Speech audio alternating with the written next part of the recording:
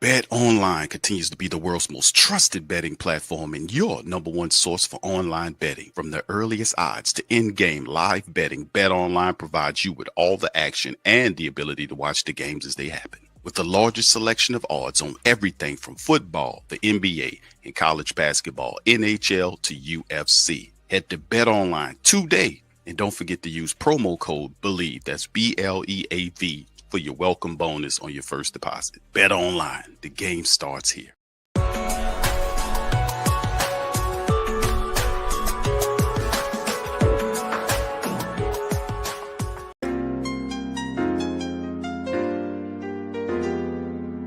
Yeah.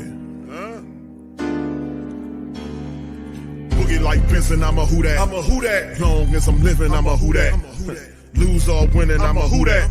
Sports Coma, yeah, this is where we do that. Where we do that, where we do that, where we do that, where we do that, where we do that. Boogie like Benson, I'm a who that. I'm a who that. Sports Coma, this is where we do that. Where we do that. Welcome, welcome, welcome. Somebody please better help. Running this thing like elf. I thank God every day I'm not a felt. Go to YouTube live with Big Q and the guys. If you ain't ride or die, the bandwagon get flipped. Been marching in, that was way for the ring. I was yelling out your shade for the championship. Fucking on town, duck down. Falcons, pluck, get shut down. Panthers ain't much touchdown. The vision really belong to us now. So much hate on the Saints, you could probably tell. Ever since Bounty Gate hit the NFL, when things seem fishy and you probably smell the crooked referees or Roger Goodell. Buggy like this and I'm a who that. Every day I'm living, I'm a who that. Lose or winning, I'm a who that. It's the Sports Coma, this is where we do that. Where we do that, where we do that, where we do that, where we do that, where we do that. Boogie like this and I'm a who that. It's the Sports Coma, this is where we do that. You're listening to the Sports Coma with Big Q and the guys on the PRO Media Network.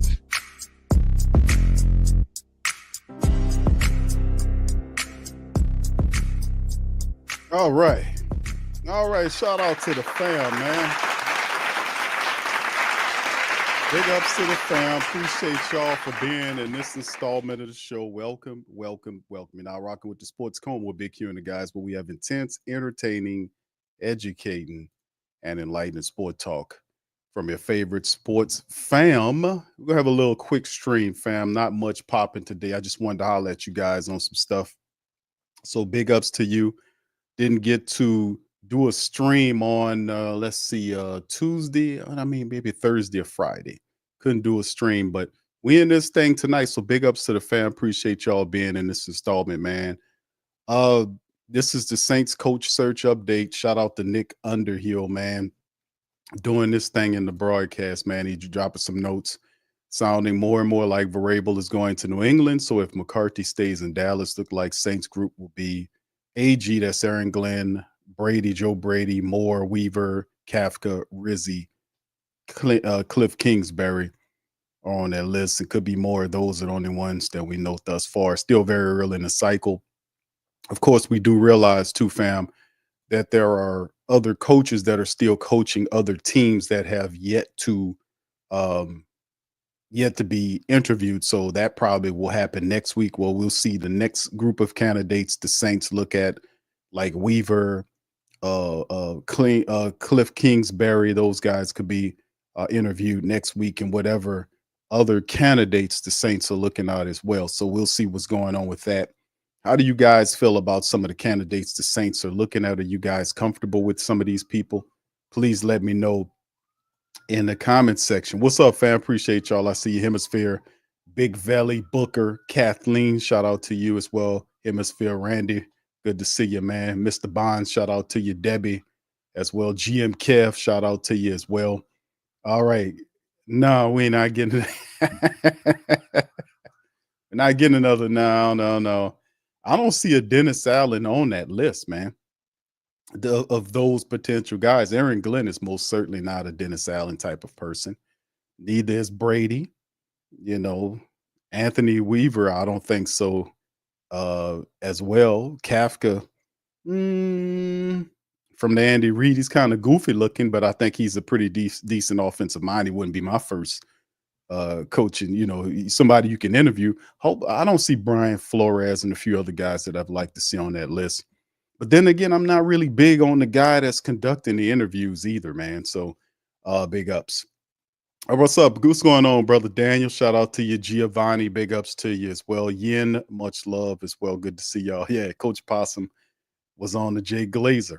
Yeah, I heard that, man. And I wanted to do a stream when that happened. I think that was on Thursday when that happened. And I was listening. I was like, man, this guy's out of his mind. I mean, this is and credit to what's her name from the Raiders who moved on. She got her own show on Rich Eisen's network. Forgot the lady from the Raiders. I forgot her name. Y'all put it in the chat. But she was the one.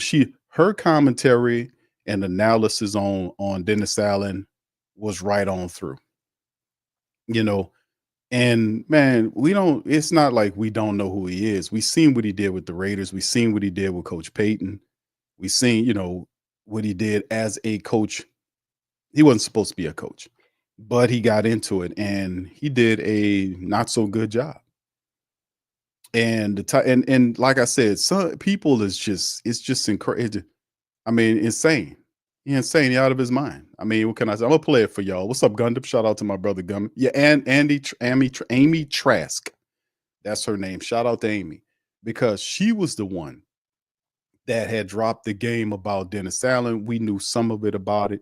And this goes into the lack of accountability that you could never have anybody of any sort of anything like this operate in your business. You can't. The guy is totally unaccountable. And that's what I'm saying about like clowns and morons like this who don't even know that they're not just completely it's like the dude is a separate person in his own mind and completely insane. Completely insane. But I played a part of it, because a lot of it was just stuff affected to his family. And I care not to get into any of the stuff tied to his family. My commentary is strictly about the football. I care not about who he is off the field. It's about what he did on the field that contributed to wasting our times and ultimately leading to the Saints to be a laughingstock thanks to Mickey Loomis's sponsorship. So, I mean, I care not about the other stuff. Thank you, Daniel. Shout out to you, man. Appreciate you for that. Thank you very much. Shout out. Picking me up, bringing me back to this world. Yeah, man. Shout out to you, man, as well. Thank you for that super chat, fam. That's like I was saying, man. So this is some of the code. Y'all put in the chat any other coaches you guys feel like would be also the Saints should interview. Y'all put it. We heard about the Pete Carroll thing. I don't think that materializes. There's some rumblings about McCarthy, and that's I think they're holding the Cowboys got him locked up until the 15th. I think they're declining interviews until it runs out. I think it's around either the 14th or the 15th is the day on McCarthy. Now, remember, McCarthy does have a pipeline back to the Saints during his time. For 4 years, he was the offensive coordinator underneath Jim Haslett. Don't forget that. That's how he cut his teeth. He cut his teeth with the New Orleans Saints, then left from here. And I think he went to Green Bay or whatever he went, but he had success everywhere he went. So there's also some thought process. The commonality is the fact that it's some sort of pipeline to some of these guys. And that's why I didn't want Loomis being the sole guy conducting the search, because he's going to go to what he knows to do, which is to try to connect them to some type of Saint pipeline, like that's royalty or something. It is not. It is not. All right. What's up, Bastion? Shout out to you. Mr. Bond says, Q, we need to hurry up and put this head coach and QB situation beyond us. NFC South teams are putting themselves together. What are we waiting on? Glenn's hit the ground running. Well, this is a virtual interview. And usually, guys are going to go in, they're going to go around and look around. Like I told family members leading into the coaching search, is that Coach Glenn has options. He turned down the New England Patriots job because it's a waste of time. He understands Vrabel more than likely will have that lined up. So outside of that, he's then looking at the Saints and the Jets, which are two teams that he has pipeline tied to, and we'll see how it all goes. Thank you, Mr. Bonds. Appreciate you. Gundam says, Q, um, word in the communities there is a major divide in Saints leadership. Is this accurate? In the Saints community? Yeah. Oh, yeah. Hell yeah. There's you damn right. In the Saints community, there is. Because there's a line, it's like, the trust has been broken and the veneer, the veil, however you want to phrase it, has come off. And people are starting to see that the Saints are more interested in making money than they are winning. And they've been pacifying the family members over the last several years by saying or bolstering or putting coaches that are subpar coaches up in front of you and literally just going about the business of making money. And that's and is that the truth? It is the truth because if you look at how the hierarchy of how the Saints are created, they don't have football brains at the top of the organization. They simply don't. The highest football mind in the Saints facility is Mickey Loomis, who's occupying two jobs. Now, you would want a general manager and a vice president. I have no qualms with him being the VP, but he shouldn't be both at this advanced age. There should be some youth in there. And in order for that to happen, you have to have imagination. You got to be able to have the ability to know what you're doing and pick the right people. You don't necessarily have to know everything there is about football, but you have to then at least have the backbone and spine to know to go and make changes, whatever's needed. And they are not going to rock the boat at all. They're going to just keep making money. And that's what it is. And keep selling you the dream. Keep selling the dream. Next year, next year, next year, while telling you, never telling you that we going for Super Bowls. I got that give Brian Kelly, the head coach of the LSU Tigers, that respect because he was saying that after this year's that he has every intention to play for an SEC championship. And his off-season moves have been everything. He's number one in the transfer portal. He's attacking this year, putting the best staff that he could put together. He's serious and he puts the pressure on his high-paid staff to come up with those exclusive results. We don't see that here. I don't know the last time I heard the management talked about, man, we going for a Super Bowl this year. We trying, they don't do none of that. They don't talk about it because all it's about is making money, which is nothing wrong with making money, just as long as you do it in a way that's respectful to the people who you get money from.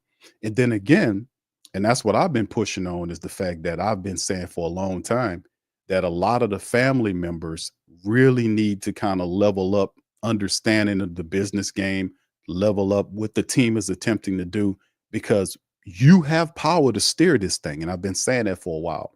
We showed the power you have when we got Possum out of here. We showed that despite the guy wanting to keep him. Now, you heard what Dennis Allen said from his own mouth that Mickey Loomis said to him that he did not want to can him, but he could not stop it. That's because of you and the players. So if we can duplicate that success and stay on code, then we can be about the business of change because they're not going to change it willfully. It took you not showing up. It took you complaining. It took you sending emails. It took you calling because I did all that.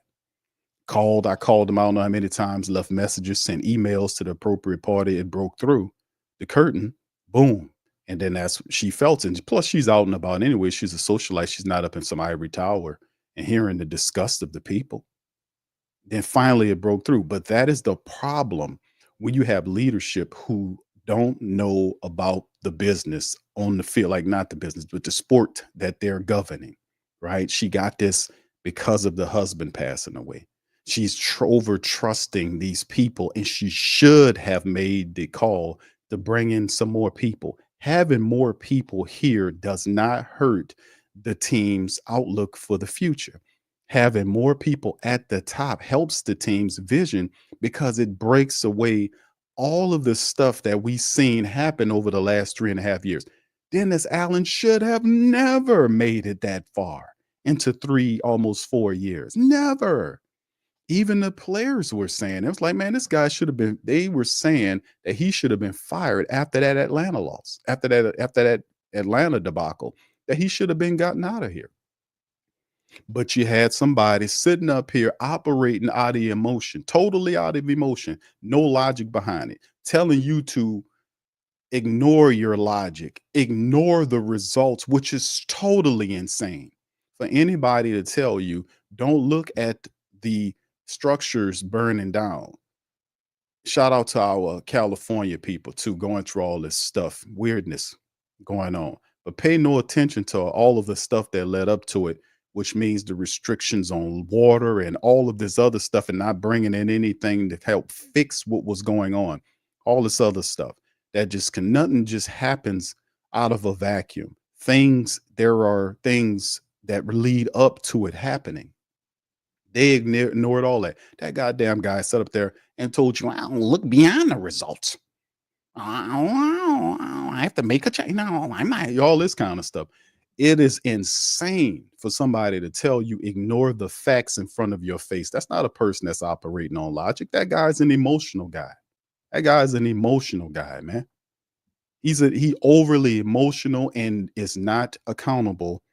And that's what we've seen in some of the commentary from Dennis Allen. I just speaks it like I see it, bro. But yeah, it's definitely a big divide in the Saints community as so far as people believing that Mickey Loomis should be doing these things. But once again, the press Gail Benson walks up to a line, sees what she needs to do, then backs down off the line and lets it go because she don't want to rock the boat financially. She doesn't want to be the vestige which is blamed for if a maneuver is failed or not. She doesn't want to be that person. Even though you got a team president that has nothing to do with the business on the field of football, has business. If I'm a toothpaste dude or whatever I am, selling shirts or whatever, if I want to be the official chicken or the official car or the official this, that, or third, I can go to him and get that done. But when it gets to stuff on the field of winning, where are we? 200 something odd $1 million spent on a dome and renovations to put all this kind of stuff together so they can make even more money. How fair is that to people? Than the players, what the players do. Players then take their money, go into the offseason, go on vacation, do whatever, and then they put it all behind them. And who's stuck with the bad taste in your mouth? You are. You stuck with the bad taste. You're stuck with the bad taste. They forget it and move on. You're like, man, listen, we got to move on and go to the next thing. What's up on there? We got this, we got that, we got to go. They just put it behind them. You think they mad or concerned about the fact that they had a half-ass effort? Or you got a dumb coach sitting up talking about they gave phenomenal effort, even though they were getting pushed over on the field, guys not knowing who they blocking, all this kind of stuff. I mean, it's just what it is, you know? So yeah, it's definitely in terms of a break in the community. Now, in terms of the leadership at the top of the thing, she has to have the courage to go up there and says, listen, I'm bringing this person in so they can oversee, or at least bring in your own advisor. At least do that. Because what we saying are not hard to do, but these people don't want to rock the boat with the money. They don't want to do it. So you have to rock it for them. You got to throw their ass off there. Thank you, Gundam. Shout out to you, man. Kevin said, hold on, Q. The easy thing. Yeah, there you go, Kevin. Y'all do it with me. Now we're going to do the Mickey wave together, right? I'm going to read it, then we're going to do the wave together. All right. Hold on, Q. The easy thing to do, the lazy thing to do is blame the coach. It's more than that. Remember that? Oh, we got to have a trade. Y'all do the Mickey wave with me. Remember he did that? He did the Mickey wave. We got to do the Mickey wave. Oh, hold on a minute. Hold on. All right. Yeah. Shout out to y'all, man. Shout out to y'all, man. All right. Thank you, Bastion, man. Appreciate you, bro.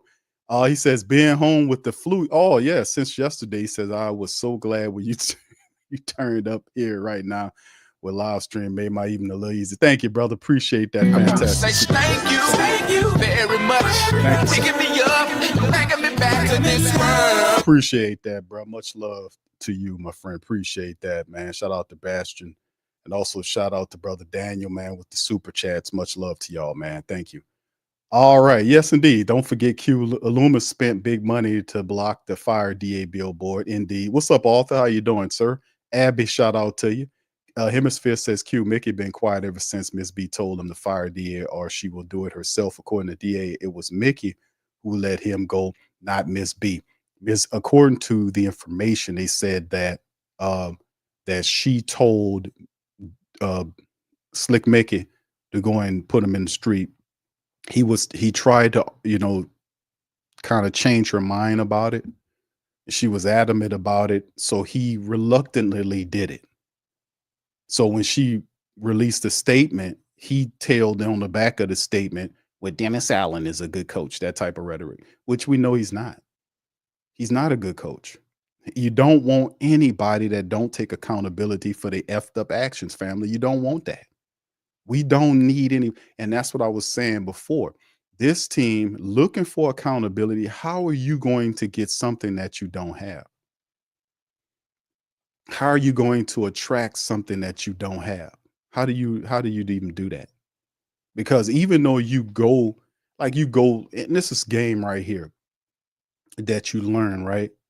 When you, it's not just the fact that anything in life, and I was talking to my sons about this. One of my youngest son this morning, I was talking to him about life and some of my experiences when I was a young person, right? And what I realized is that when you go through, because you're gonna go through a lot, because I went through a lot of stuff over the last 5 years, the death of my best friend, the death of my baby sister, another close friend dying. I had a relationship that went to hell in the handbasket. I had some issues from a court perspective that was going on with my children. All that happened in the circumference within the last 3 to 4 years. And and a lesson that I can talk about in terms of just going through this type of stuff is that the fact that the core, how the fact that it was compounded, everything was right next to each other almost. That's a lot to deal with, right? And for a lot of people, they would not be able to sit before you and have a conversation or, or whatever. They might be drug addicted. It depends on your level of spiritual maturity. But it's not just about going through it because you're going to go through stuff, but you got to remember that it's not just going through it. You got to grow through it. Did you catch that? It's not just about going through it. It's about growing through it. You got to grow through it because a lot of stuff that happens is out of your power to do. You could be doing everything you can do to see about a result ended up in a way that is positive in your mind or for the family. And despite your best efforts, it can go to the wayside. But in this type of situation, when this happens, you got to grow through it. And what I mean by grow through it is you got to be able to gain the jewel of what the situation was. And in gaining the jewel, then you gain the wisdom, the experience of the situation, and you go to another level of maturity, emotionally, spiritually, mentally, and everywhere else. You got to grow through it. So just don't go through something and just be absorbed by it. You have to grow through it for self-development purposes. Because if you don't handle it the correct way, you will then get through it and then into another situation, which will be the same type of situation again. It is how the Most High has designed this to work. You have to gain the key of understanding so that you fix, or you have to lead to some level of correction here, which it ties to personal accountability. You have to, because some things me or nobody can help you with. You have to do it. It is imperative for your own self-development and growth that you gain the key. And when you gain that key, you make it, don't be a bitter person, don't be bitter, be better. And I know that's tough to do, but you have to do it if you're going to get through it and on to the situation that you deserve. That's how it works. Sometimes, you heard that old saying that you got to go through hell to get to heaven. I know you heard that before. It's a lot of that's true because you're going to be tested. You're going to be tested, fam. That's how it happens. You're going to be tested. And you got to stand 10 toes down, man. And you got to level up and have a strong relationship with the Creator to make it through some of this stuff, man. I know I'm talking to y'all out here. I know some people going through the same stuff I went through. And let me tell you, it's not easy, but that's how you make diamonds. So how I got to that sphere of thought was simply because I was talking about accountability from the organization. This organization is not accountable at all. They're not. They're not accountable. They're not trying to fix the things that need to be. And all you're asking for is smarter guidance, smarter people, more people into the upper levels of the organization. They're not doing that. The owner's not going to do it. She's not going to do that because she walked up to the line. Gail walked up to the line, looked and said, oh, and then backed up off that line and said, we can do it. And we did. Firing what's his face was enough. No, no, no. The guy that hired them and screwed up the cap is the guy that you put in place to fix the mistake that he don't think he made. I mean, you can't fix it. It's crazy. She would have to get out of the way. The team would have to be sold, and somebody that's more astute football wise would then have to come in and hire the correct people to fix this. She's not going to do this because I don't know. She understands, but understanding something is one thing, but having the courage to do it is a whole nother thing. Understanding what you're supposed to do and doing it is two separate things. It's two separate things straight off the bat. And that's what we're seeing here. And it's just crazy, man. But at the end of the day, it's just strictly where we are as an organization. And you're right. The Falcons, the Bucks, who are in the playoffs, the Carolina Panthers, all of these guys are making headway. Last year, or this past season, was the year in which they got themselves straight. The rookies quarterbacks got played. Bryce Young is going to be a problem. They're going to add to Bryce Young. The Saints finished in the cellar. The Saints is the oldest team there. And the only thing there that was, how can I say the word I'm searching for is the only thing that justified, right? Justified. The only thing that justified the fact that the Saints were older is because they could be a contender in either the top spot or the second spot. There is no reason, if you're going to be a seller team, to have all these old ass players on here. The only thing that justifies this is if you're competing for the NFC South title. I wouldn't even give it a second place. That's the only thing. Let's be very clear about this. The only thing that justifies having an older team is if they're competing for the NFC South title, which is an opportunity to play in the postseason. If they're not getting that and they're finishing in the cellar underneath the Carolina Panthers, they need to get these guys out of here, man.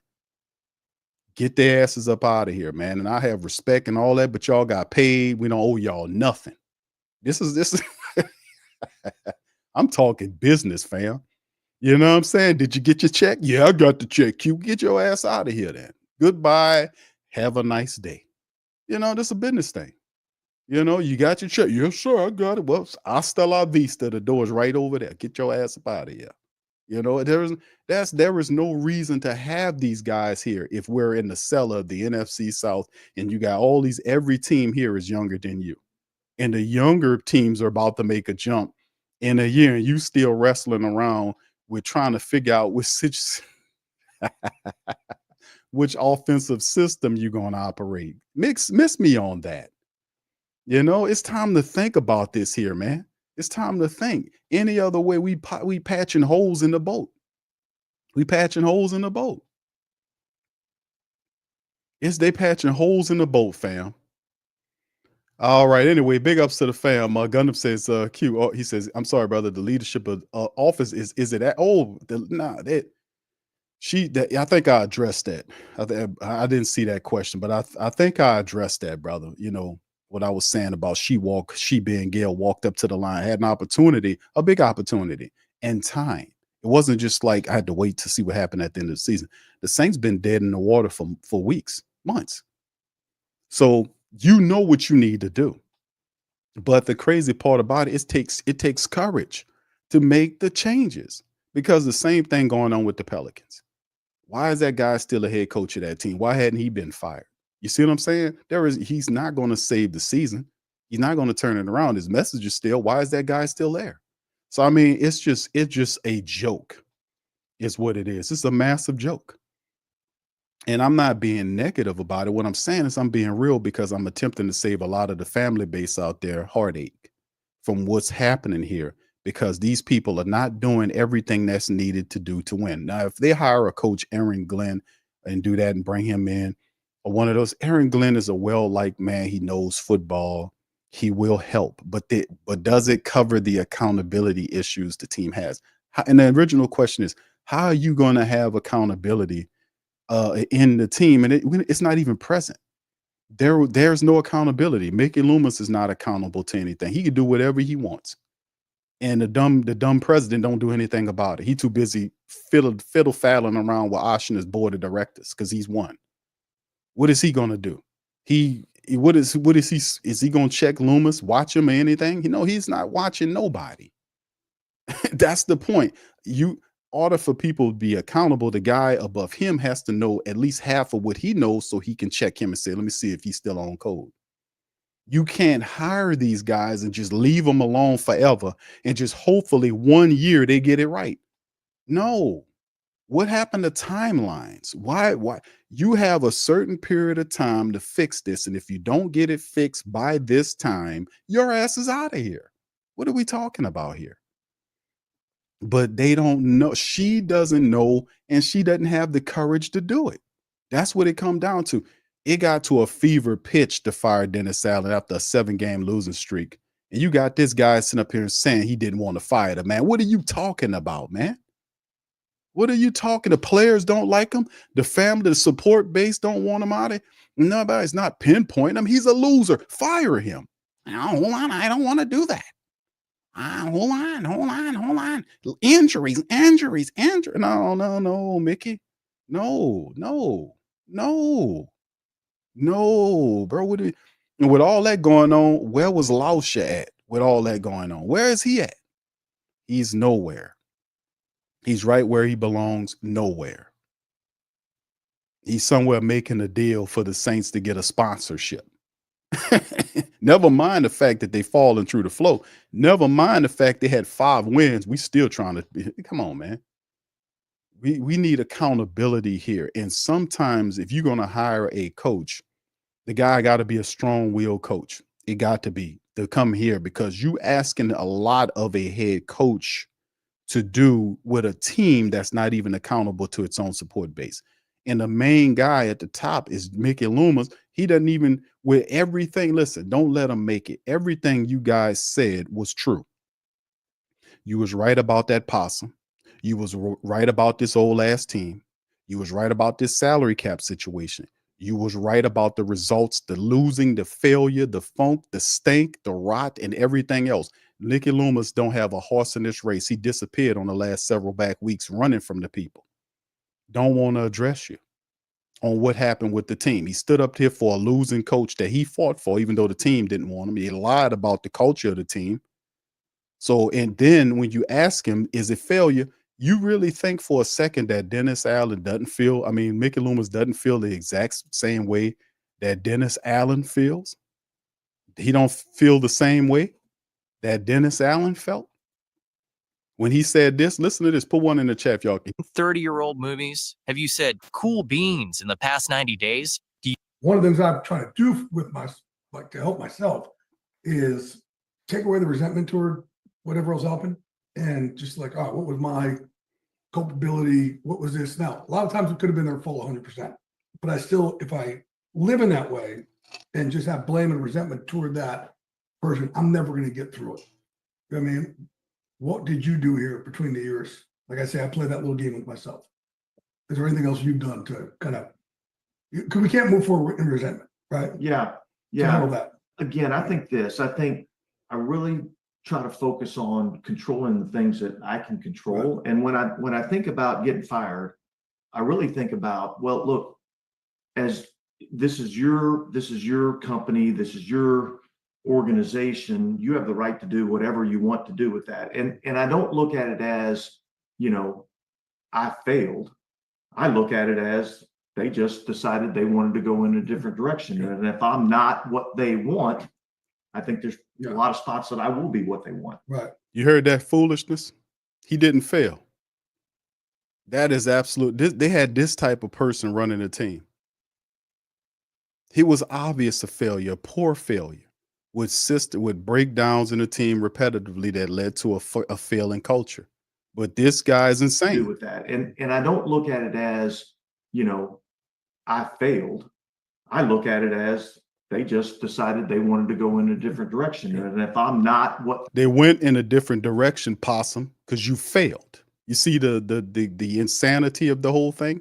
If you were winning, you would still have your job. Let me simplify it, because he trying to play mental gymnastics to justify failure and subpar behavior in our society. If you're living in or operating in a society of accountability and success, then you would own the failure. That way you get the key, the jewel on which you have to improve upon as a shitty coach that you are.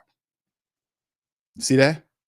I don't fail. They just went in a different direction. And they hired this guy to run the team. This guy. And who I was saying this the whole time about this guy, saying this guy is non-accountable. He doesn't understand what he's doing wrong. He doesn't have a mind and whatever. I don't fail. Well, hold on. That's coming from the guy that got fired. He didn't fail. They just went a different direction. You failed because they fired your ass, Possum, because you failed. You was on a 7-game losing streak with a sub 500 record as a coach for 3.5 years. Oh yeah, you failed. Out of here with that BS. They had this guy sitting up here for years. And that idiot Loomis sitting up here protecting the guy that thinks like that. Oh, of all the gall. Crazy, man. These people are insane, man. I told y'all that. That is insane to talk that way, to say that foolishness. It's absolutely insane. But that's what it comes down to when you are a coach with no accountability and a general manager and VP who doesn't have any accountability, who also protects failure. That's why I'm saying expectations, because these people do not have any vision. Whoever the coach is going to be, they have to make up for everything that they aren't. He got to have vision. He has to have accountability. He has to set the culture of the team. He can't operate with the same stuff that Coach Possum and Darian Rizzi did last year, which is sit up here and placate losing. When guys are getting bust on that tape and knocked over on that tape, we give a phenomenal effort. You can't go with all of that. You have to call these players out. They're getting paid to perform successfully, not to get up here and stink.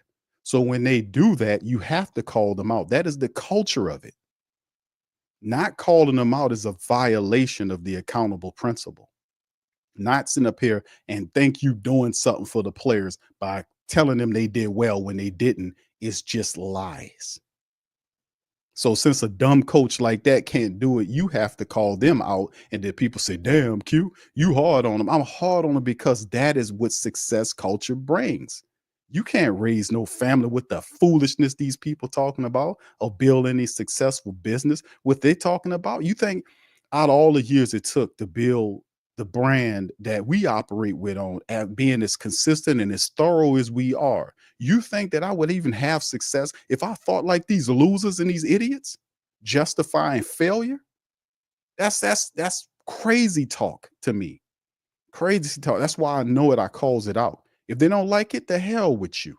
The hell with you, because I'm going to stand on what's real and I'm going to keep doing it.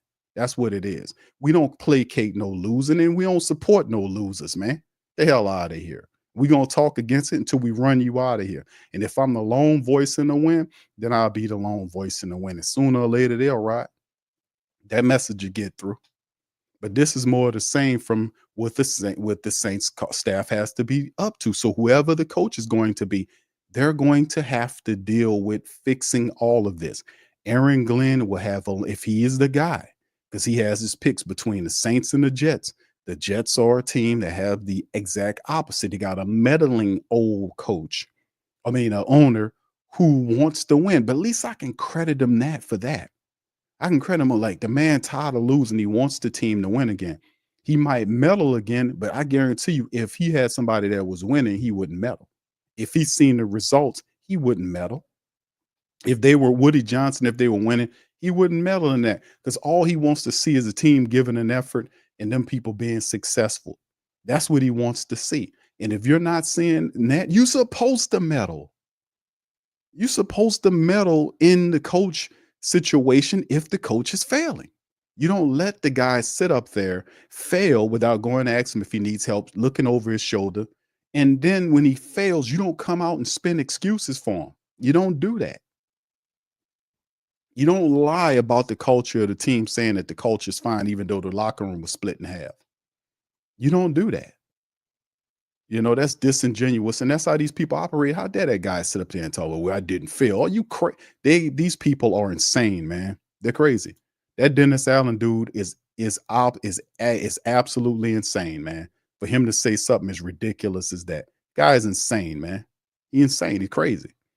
All right. Anyway, look, shout out to JT Gray, man. JT Gray, once again, he was honored with this. His special teams ace, JT Gray, on being voted Associated Press All-Pro. So shout out to that brother, JT Gray. I think this is the second time he's gotten this honor on the special team. So he kind of bounced back and did some very positive things as well, man, going forward with that. So shout out to brother JT Gray. And also some more, the Saints says it will come down to may come down to the Saints and Jets for the top coaching candidate job. We know Coach Glenn turned down the Patriots opening. Josina's reported that from a league source who believe in the race who belief is that the race for the Lions coordinator will come down to two teams, Jets and Saints. Glenn's a very busy man. He scheduled a head coach. He also interviewed with the Jaguars. That just happened not too long ago, by the way, family. He interviewed with the Jaguars virtually. So Glenn's a busy man. He scheduled an interview with five different teams within a 48-hour window with vacancies except for the Patriots. If it comes down to Saints and Jets, it'll be an interesting battle. Each team has their history with Glenn that could pull at his heartstrings. The Jets drafted Glenn and spent 8 of his 15 years in the league in New York. He also worked for the Jets as a scout. Glenn spent his last season as a player and 5 additional years as a coach with the Saints. So he's tightly connected to both teams. So yeah, he spent 15 years in the league in New York, right? He also worked for this. That's a long time to be there, man. That's a long time. Beyond his links to each organization, what does each team have to offer Glenn? The Saints are entering a rebuild and may showcase more patience. They also don't have to compete with the Buffalo Bills annually, which could lead to quicker results. Still, the roster needs talent.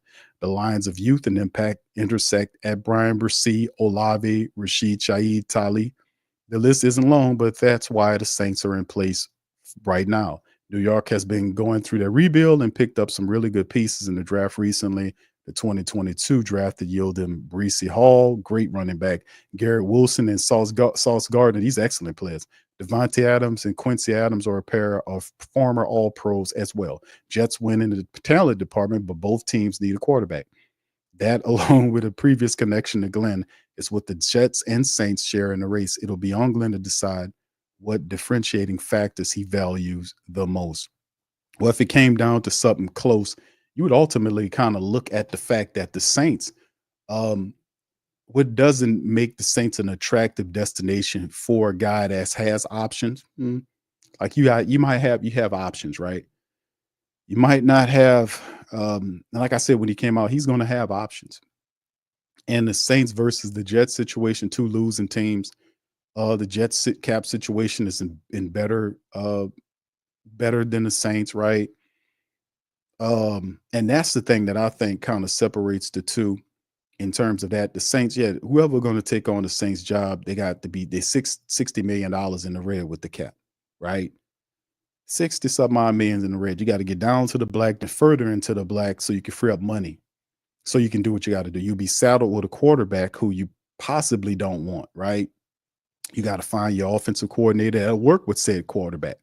So usually we've seen the trend over the last couple of years is that every time we get an offensive coordinator, we get a new quarterback. So the last 2 years, this will be the 3rd year in a row that we'll get a new OC, right? We'll get another offense, which means more than likely we'll get a quarterback somewhere in there as well. So it's just insane, man. The lack of turnover because the inability to sustain success in a way where it can translate into a long-term solution. We just all over the place. And that's because of lack of leadership. You don't have stability. You don't have winning. You don't have success because you don't have accountability. You cannot have sustained success in any form or fashion without a high degree of accountability. And it's just not going to work. There is no other formula for long-term success. Who wants short-term success? Nobody wants short-term success. If you want success in any realm, you want it long-term. Well, accountability is a major key to that. Without having that, then you have nothing. And that's in everything. Also, the Jets are interviewing Darren Rizzi, interim coach, who's up there. He's virtually interviewing for the Jets position. Clint Kubiak is also getting a look at from the Seattle team. He's getting his looks at from Seattle for the possible offensive coordinator position. And then, of course, the Cliff Kingsbury receives that. And we'll probably see the Cliff Kingsbury interview with several others come up next week with other people as well, fam. It's the original situation is you get a virtual interview, and if they like you, they kind of bring you back and kind of talk to you and kind of get more intricate with the process. But we know who the guy they prefer from the jump was. They wasn't holding the fact that they want Glenn because of his ties to the Saints. But if you really break it down and look at the differences between the Jets and the Saints, cap wise, the Jets are in a better situation, and they have different ways. Like they're higher in the process to get the better picks in the draft. They also have the money. Their money is better where it can kind of lend to a rebuild. So if Coach Glenn does take the Jets job, you got to figure out the QB position. You have a lot of really good players there. You just have to find the right offensive system and the quarterback to operate it to bring it the stability it needs, right? And then you'll see some stuff because they got a lot of really good players there. They just don't have any leadership. So a good coach with a strong offensive in terms of concept offensively, he could be a defensive coach, but if he has a strong concept offensively speaking and the right person to run it, you can see success right away. Like we seen that happen like with the Houston Texans. When they came in, that guy had to do all kind of stuff. He had to move up in the draft and get 2 picks and do all, you know what I'm saying? And had to take all that and turn it into something. And since he's been there, that team has been in the playoffs. And the Texans had missed the playoffs for a long time since Coach Ryan got over there and did his thing. So you can have a turnaround really fast if you are a guy with some good sense and know what you're doing, and you bring the right system. You bring accountability in there. You build your depth real good. You can be able to sustain success. We see it happen year after year with teams that wasn't in the playoffs the year before. The next moment they become a perennial playoff team. They are constantly done. They're there doing what they're supposed to do. Making things pop and shake. And then, of course, let's move on to this, fam. And then I'll get into the question Q&A from you. I'll go down your comments in just a second. I wasn't planning on this being a long drawn out stream. It's just something I wanted to shoot at y'all today because I didn't talk to y'all on Thursday or Friday. And by the way, for my Patreon and YouTube membership family, the finale of the Week 18 Saints versus Bucks tape breakdown is up for you guys. And I've been promising you that for the last couple of days. I actually did it. What was it? 2 days yesterday and forgot to put it up. I don't know. I've just been having so much busy stuff going on around this time of the year. Then I was supposed to put it up. I had already done it and just forgot to put it up. I was supposed to post my fantasy league winners, the Sports Coma Fantasy League. Guys, shout out to you guys. That was supposed to be posted a little earlier than that. So your boy be busy, man. I'll be doing the whodaddaily.com. We got all kind of stuff going on with Pro Radio. Just doing what, just kind of, I got to get a little bit more organized. That's something I kind of promised myself for 2025. But anyway, let's jump into this, fam. This is right here by way of PFF. This is their thoughts on Saints, 3 selections that the Saints could use for this upcoming draft. And draft shows are coming up next week, fam. We're going to look at the draft. Even though we still have a lot of players yet to declare for the draft, we're going to look at, I know Carson Beck A lot of people thought he would declare for the draft, but then I think he's going to back into college for the Miami Hurricanes. I think he's going to transfer to Miami, so he's coming off the board. So we have more of a concrete list as the playoffs gets worked through. We'll find out which guys are going to be there. You know, we got a pretty good idea of some of these guys, and we'll kind of attack some of those position groups coming up next week. All right, as we continue to go through the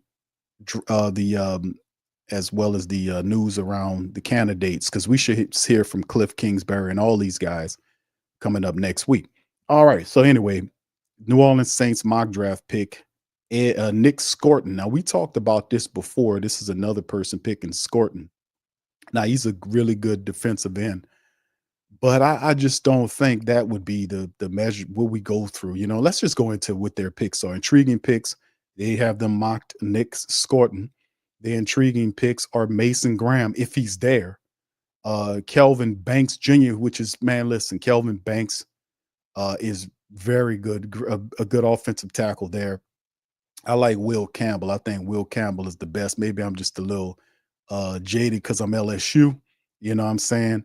But I do like Kevin Banks. I think Kevin Banks Jr. is really good, you know, for the Texas Longhorns. So dude is really good. So we're going to break down some of those big guys because that's what my thought process is. We need to look at, because the Saints lines, bro, they need to be retooled serious, fam. There is no success unless we can get these lines together. The Saints could not run the ball effectively last year, and they could not stop the run effectively throughout the entire season, which would make us pinpoint improving both lines. Let's get into this. Saints defensive line lacks significant impact in 2024, with Cam aging and Brian Bresee and Chase Young unable to take the next big step. Much of the unit's effectiveness rested on Carl Granderson. To address this, the Saints could target a versatile dynamic pass rusher like Scorton.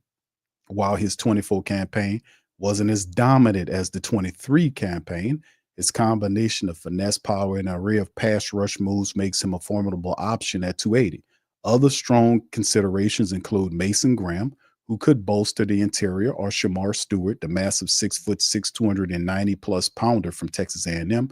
Both would bring much-needed playmaking ability to the defensive line. The Saints could also look to their offensive line for reinforcements. Will Campbell or Kevin Banks Jr. would provide flexibility, capable of playing guard or tackle, leaving New Orleans options if Trevor Penning fails to take the next step in his development. Now, with that being said, these are not bad selections, to be quite honest with you. But the reality is we need to really, and I know they're probably not going to do it, just my take, just watching the team play for the entire season, fam. Just watching the team play for the entire season. We, in my estimation, my humble opinion is the Saints need to start with the lines. They do. I mean, I really do. I like Nate Shepard. I like Bink Saunders. I like those guys. I do. But to me, Nate Shepard has always been a reserve defensive tackle. I've been saying that when they signed him, and when they had Brian Bresee, he finally made it up there. He needs to start over that guy. But the problem with Brian Bresee is he needs to get better in run support. He's terrible. You know, he's got that pass rush angle, right? To provide that aggressiveness from the interior, because quarterbacks really hate that, right? But we need a complement player, a massive force at the defensive tackle position that take up space, a guy that commands a double team. Now, I don't know if they have some good players in this draft, but we need a space eater. Bink Saunders is not that guy. Nate Shepard is not that guy. Shepard is a reserve rotational piece. He'll be good at that.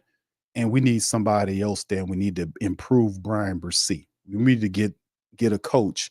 If Brian Young isn't the guy, we need to get us a defensive line coach that can get these guys together, right? So, you know, I'm going to start with the defense because we could not stop the run consistently. We had a stretch of games where we got good on, but then it started breaking down, where the Saints were getting gashed by guys like Abdullah, the kid from Tampa Bay. We was just getting ran over by minuscule running backs. I'm like, what is this? And little guys.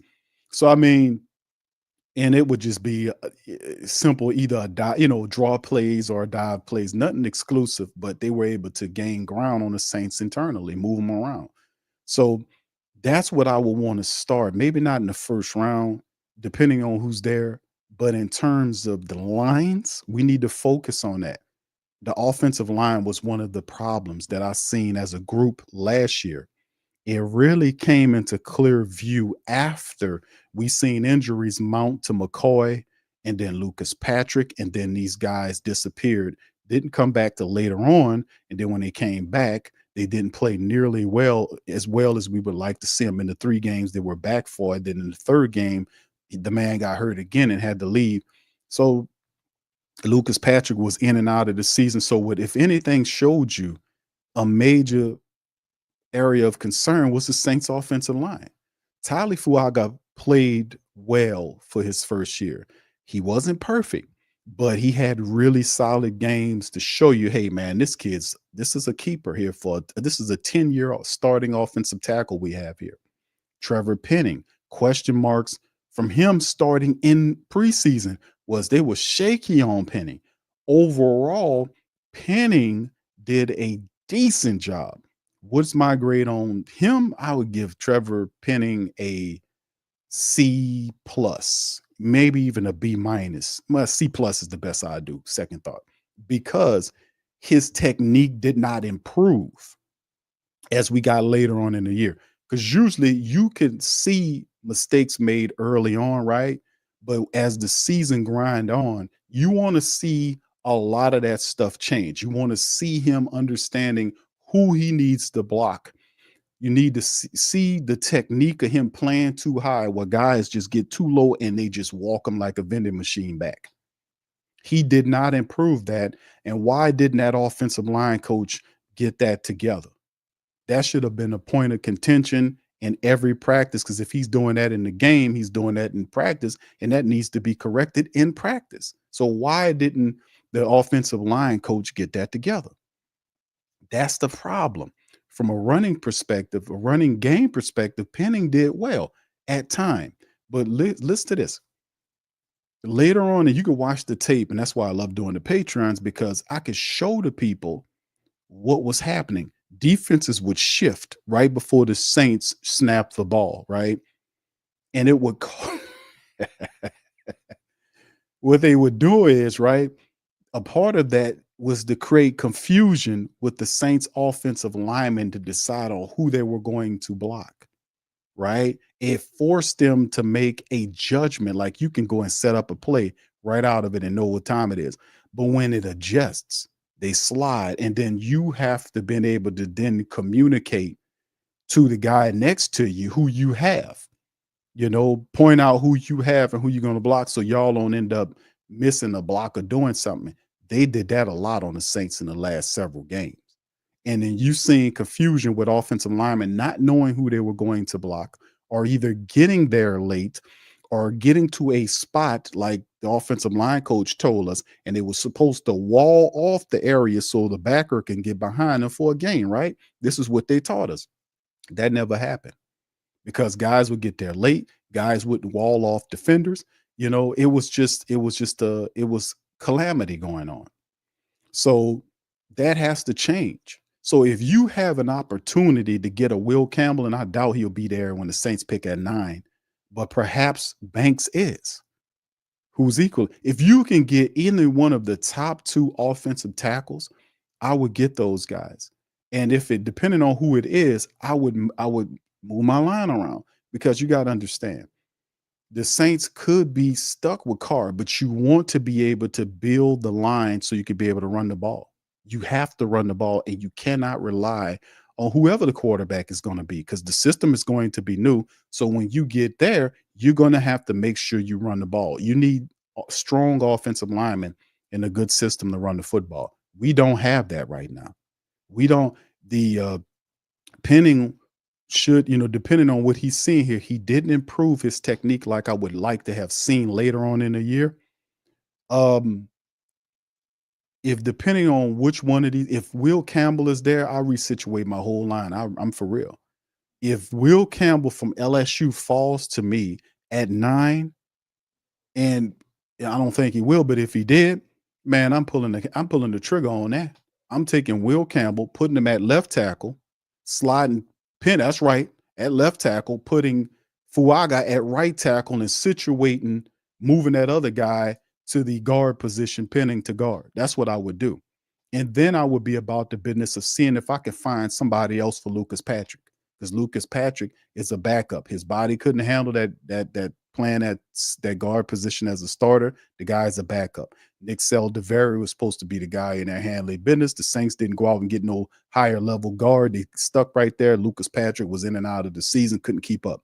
Eric McCoy is the best of the bunch, and Eric McCoy was, his body and play was breaking down outside of the first 2 games of the year when you seen the Saints on one. Oh, cute, they was snapping it. It was good. Yeah, it was good until the rest of the NFL found out what they was doing. Until the rest of the NFL found out what they was doing. Then they could not then adjust. Then they went on this long losing streak. I said it looked good at first until they got enough tape on you. You best believe in the National Football League, when they get enough tape on you, they're going to figure you out and stop you from doing what you're doing. And then you have to have a counter punch. And the Saints had no counter punch. They had no counter punch. Then when offensive linemen started getting hurt, including McCoy, which was a terrible mistake, and it showed you the non-professionalism of the Saints brass or the coaching staff, that McCoy, who's very special, should have been, you should have had a guy, a veteran center that was there if McCoy got hurt that knew as much as he knew. And that was not the case. The Saints didn't even have a solid center option if McCoy got hurt. And that cost the Saints games until they was able to find the guy McGovern from the Jets and bring him in here. McGovern then outplays Shane LePew. LePew ends up coming back, and they put McGovern, who they pilfered from the practice squad from the Jets, on the street. And I'm like, what? That guy's better than that LePew character. But in the end, those are the decisions. So what I'm saying is the depth of the Saints offensive line with Ali Udo, trash. That Landon Young, hasta la vista. These other guys is Nick Saldiveri guys yet to be. The only thing I know about Nick Saldiveri is he keep getting hurt. You have to improve the starting lineup. You got to find a left guard there. McCoy you need to find another center that's behind McCoy, because McCoy keeps breaking down. He got hurt last year. He lost a lot of time, got dinged up again, came back for a little bit, got hurt again, and then was done for the rest of the year. When you see stuff like that happen, you have to then find a replacement for McCoy eventually, because you get to a point where you're seeing these linemen repetitively hurt like this. You got to do something. That's a sign. So in the end, you need a starting level guard. You need to find some really good backups for the Saints guards. And Cesar Ruiz, man, I don't know what to say about that dude. That Cesar Ruiz dude, man, oh man. I don't know how many years he got left on his contract, but that can't get done fast enough, man. That Cesar Ruiz character, man. On tape, man, that dude there. I'm like, how is this dude? It was a play in the Tampa Bay game. You had Shane Lemieux in there, and Lemieux is in. So, he's not going to know the snap counts, that stuff like that. So when he's paying attention, and what happens is the right guard, which is Ruiz, will then would touch him on the thigh, right? He will poke him on his thigh to let him know to snap the ball. So he snaps the ball, and then Cesar Ruiz was supposed to block somebody, didn't block him, start fussing at Lemieux, and Lemieux stand up there like, what did I do?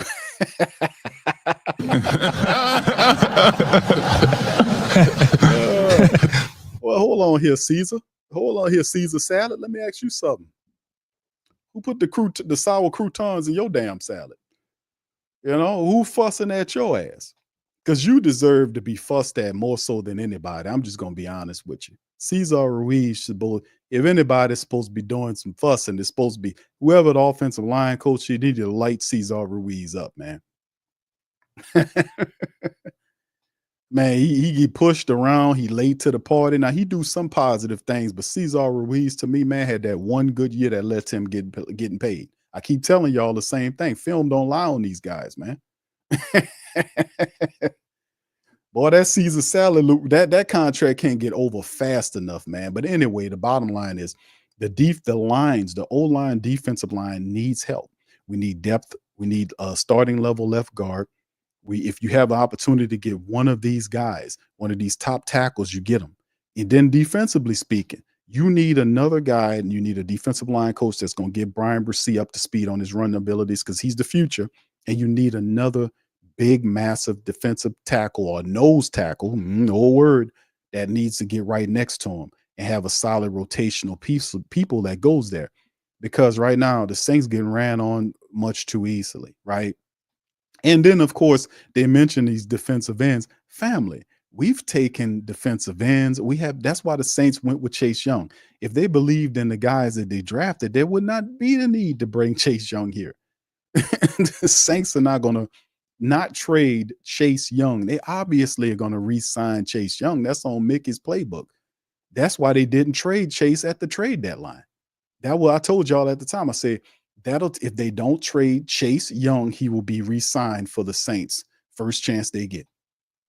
First time they get eligible to sign him, he will be one of the dudes that they bring back to the team. So why, if that is indeed the case, then why would I be drafting a defensive end when I screwed up on Davenport? When I could have had Lamar Jackson, I took Marcus Davenport. When I tell people that don't know that, they like, what?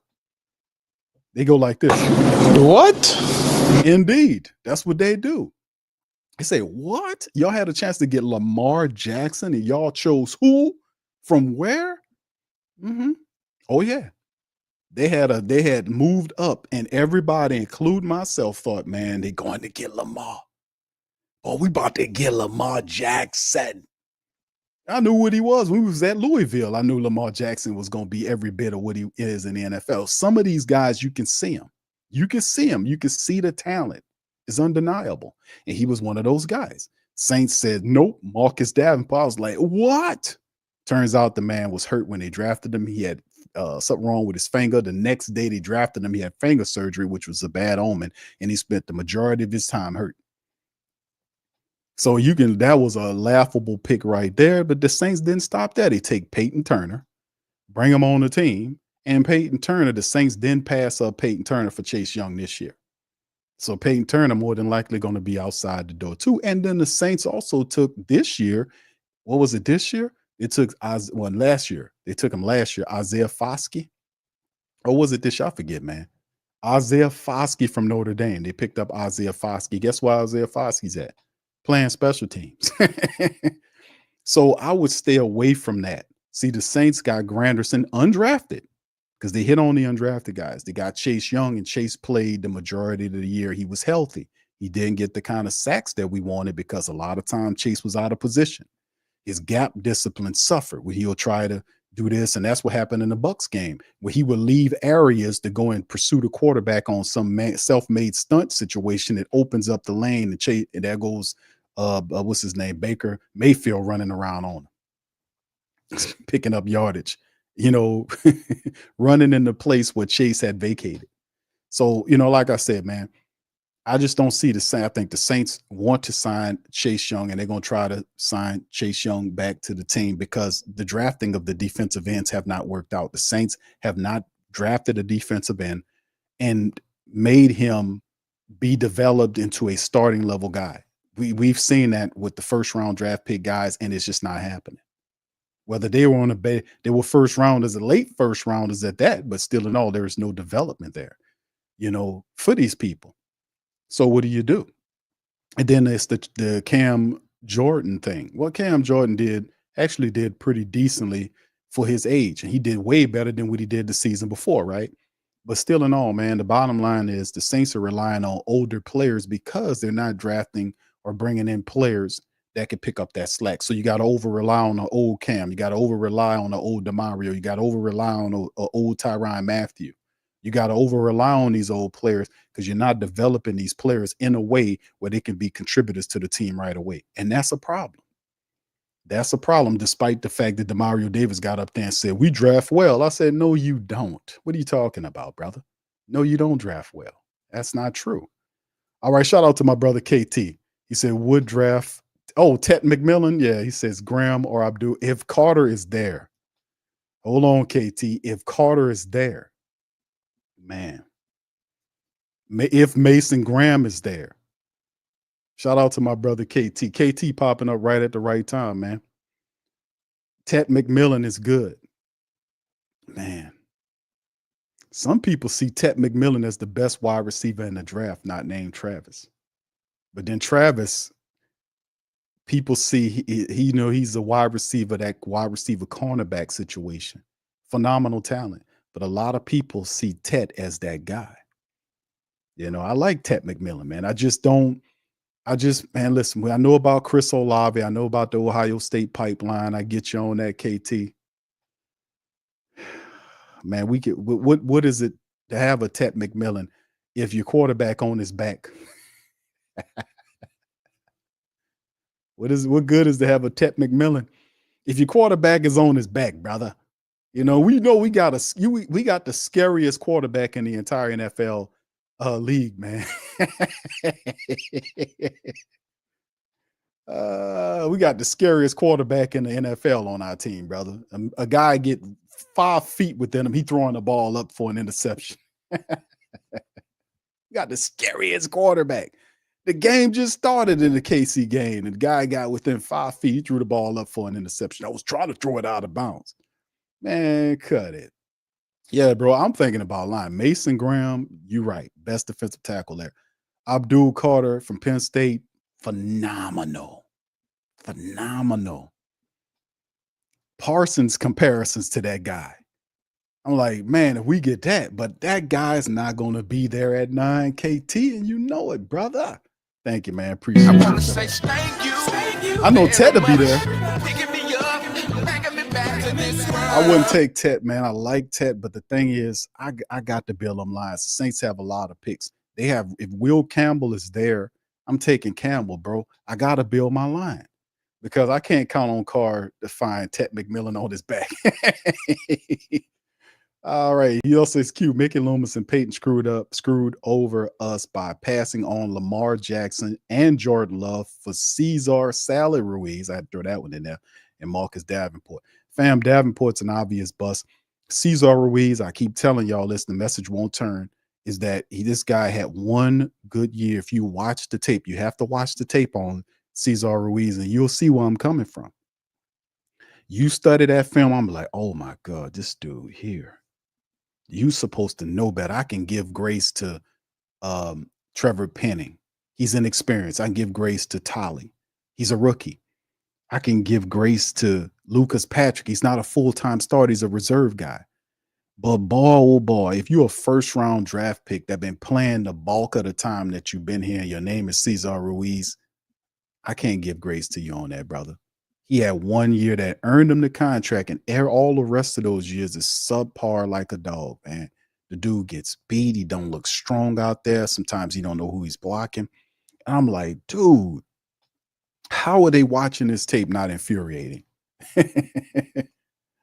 Caesar salad, man. I tell you, man. But yeah, that Lamar Jackson was horrible, bro. Thank you, man. Terrible. Thank you very much. Picking me up, bringing me back to this world. Yeah, families putting it out there, man. I'll be showing it on there, man. That's like I just go on and I just show the offensive side of it. I go from offensive drive to offensive drive on Patreon. I pinpoint him. I say, look, what is this guy doing? You know, that type of stuff. You just break it down. It just looks crazy, right? It's all messed up. All right, so let me go hit a few comments here and questions, man. If y'all got questions, fam, put Q at it. It got a lot of comments here, man, but put Q at the start of your question. If you got a question, I'll get to it. All right, also, please do me a service. Hit the like button, fam. We up in this thing about an hour and 14 minutes in. Much love. We went over, just doing a brief recap. We went over some of the latest news dealing with our coaching search right now. Coach Aaron Glenn being interviewed virtually.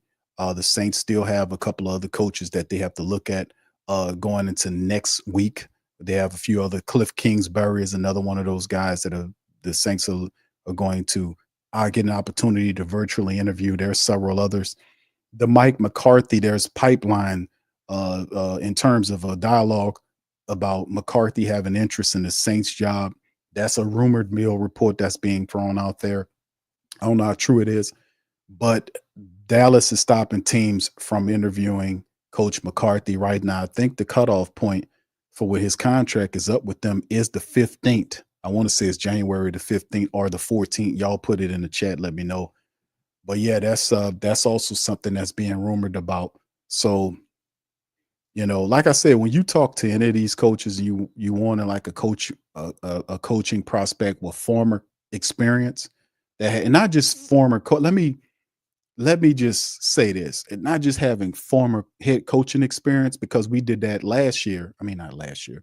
The last coaching hire, we had a guy with previous coaching experience. It was bad coaching experience.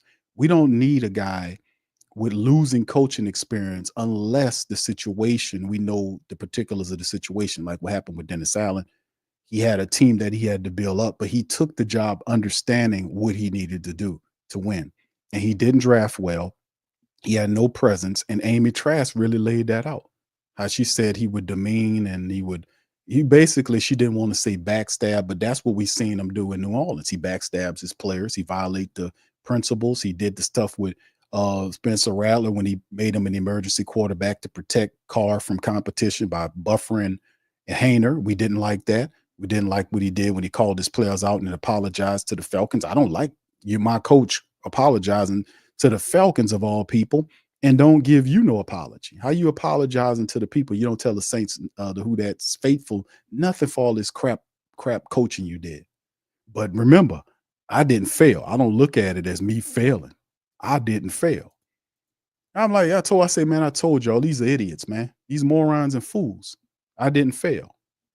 Guy literally said, I didn't fail. I didn't fail. I really try to focus on controlling the things that I can control. And when I think about getting fired, I really think about, well, look, as this is your company, this is your organization, you have the right to do whatever you want to do with that. And I don't look at it as, I failed. I look at it as they just decided they wanted to go in a different direction. And if I'm not what they want, I think there's a lot of Bro, what are you spots that I talking won't be about, looking. man? This is it. Your I'm moment. out, man. That nigga's tripping. I don't know what to say about all that, man, but that's crazy in every level of the word that you could possibly imagine. That I didn't fail. They just wanted to go after a 7-game losing streak. They get you fired, but you didn't fail. It's an insane, crazy, out of their mind people, man. Insane that they would even get up there and say that, and that should not be checked. Just crazy, man. Insane people running your operation. Don't know how to spell accountability. This the coach. This supposed to be somebody coach talking like that. How did this guy even get into coaching, man? How did he get 2 coaching opportunities with that bullshit rhetoric, man? That's that weak ass philosophy he got. Good old boys circle. That's how it worked. All right. Yeah, Gundam says Penning was standing high. He always do that, bro. We need a coach as offensive line coach that's gonna come in here and do it. I don't know, bro. It depends. Bastion says D-line later, O-line first. Yeah, bro. We got a ton of picks. We have some kind of way. We cannot go into the offseason because where are they going to do it at? They don't have any money. How far along do you guys think? Let me ask the Great Saint Think Tank this. Y'all fill it in the comment section. Do me a favor. Hit the like button and the sub button and share buttons. And also answer this question if you get done with that. How much money do you think the Saints will have after getting 40, 50 plus million, 40 to 50 plus million dollars, right? Plus in the red. How much? Because it's just, you got to get down to the black and then into the black to get a surplus. Then you can do what you got to do, right? How much money do you think the Saints will have after they do all of the financial gymnastics needed to free the cap? How much money you think they'll have? And will it be enough? Second part of the question, will it be enough for the Saints to be able to make movements in free agency? So, and then you get your answer, right? But also, would it be enough for the Saints to be able to then pick up, starters? Obviously, I don't think starters happen there, right? I don't think starters happen there. They don't happen there. So where are you going to get the talent from? Where are you gonna get it from? Mickey Loomis knew this. That's why he got the trade facilitated for Laddie Daddy to Washington to pick up the draft. He understood from a cap perspective that the team is hamstrung for the next 3 years. He told you 2 is 3. 2 years, because whatever we do this year affects 2026, because we're 20 plus mil as it stands for 2026. But that does not factor in what we do here. What we do this year would ultimately impact that number next year, which would drive it closer into the red. So you really don't have the type of surplus until 2027. That's when it spikes to 200 something odd million, because all these old guys are gone and you got a brand new team. You will be like the New England Patriots or the Carolina Panthers. They've been hating this. So in 2 years, and Mickey Loomis probably step down. That's when he'll step down as the general manager and just be the VP. That's when he'll hand the job to Kai Hartley or whoever's behind him. That's when he'll do it, because it'll be on. This is on you now. That's when he'll step the hell on. But at some point, you got to do it, right? They got to do it. All right. Saints for Life, shout out to you, bro. Says Penning would probably do better if we lost some weight, getting him down around 300 pounds. He's so heavy at 340, he would be quicker. It's just technique too, bro. Yeah, I wouldn't be upset about it. I think you make a point on the weight issue. I didn't know he was that heavy. I thought he was a lot lighter than that. But I think technique is a problem with Penning. He's positioned too high, and guys just get right up under them shoulder pads and just push him back like the vending machine that he is. So, I mean, that's offensive line coach has to get him to understand that. And then the crazy part about it is, guess what? Penning has been in the league for 3 years, right? The Saints messed up his rookie year. He didn't even play but one game on the back of the year. The second year, he played 6 games and they benched him for the rest of the season. So that's 7 games in 2 years. The third year, he finally got the start for all of that time. But just imagine how far along Penning would be if the Saints didn't do him like that. Imagine if they didn't do that, and they did that to try to protect Ryan Ramczyk, and Ramczyk now he can't even play no more. They did that. That second year when he failed, they did that to protect Ryan Ramczyk, and the guy couldn't even play. You tell me that makes sense? See, I don't forget about none of that. I be telling people all this stuff because it's true. Hoog that, hope I'm saying that right, says the difference between these busts drafted before and the ones coming out this year is there's so many game chasers you can't miss. I want Danny Dennis Sutton. I heard of him, man. I'm gonna have to do some more work on him, looking him up. But thank you for that, Hoog that. Thank you for the super chat. Thank you. What about saying your name right, bro? Hoog that. Hopefully I got that right, brother. Thank you. All right. Yeah. H-Town says they could have kept Jameis and rebuild until they were ready to get a quarterback in the draft or free agency. Carr is no better than his sorry ass brother David Carr. Thank you, brother. Appreciate that. Comment. Brother Reggie says Loomis is so damn he ain't lying. Oh, hold on now. Hold on, Reggie. You're not gonna say hold on now. Hold on. You guys here. It's not gonna be a Mickey bashing party. Hold on now. You guys are not gonna sit up here and bash me. If it wasn't for me, we wouldn't even have a Super Bowl ring. I picked Sean Payton. God damn it. You guys will kneel before my feet. You will hold on now. You guys are going to worship at my feet. I got us a Super Bowl ring. I did that. Yeah, Mickey is definitely arrogant, bro. He's told to fire him, and you go behind his back and sense and undermine her decision. Then Allen confirms what we already knew. Loomis can't be trusted. Didn't I say that though at the time? Then we to bro, listen, fam, we said this throughout the years. Listen to the show. The family members know, the day ones know from the get-go what time it is. Fam, we called this out before it even happened. The whole Dennis Allen thing about him and what kind of person this was, that the dude's not, we've been on this. The Mickey Loomis thing, him being arrogant, all this kind of stuff. That's why I created the Mickey Loomis, basically turning them into a cartoon character.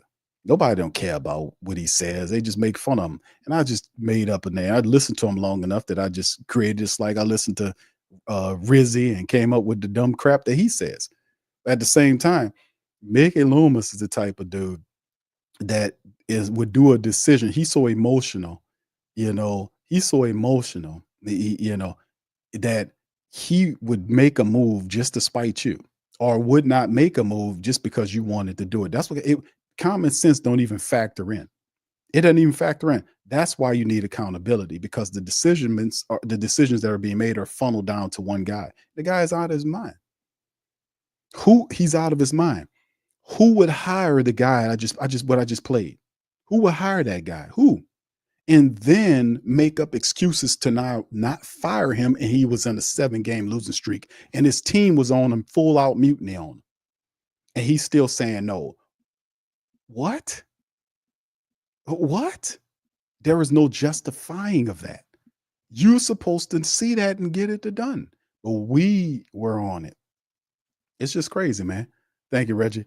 Rose says Ali Udo means dumpster juice in Swahili.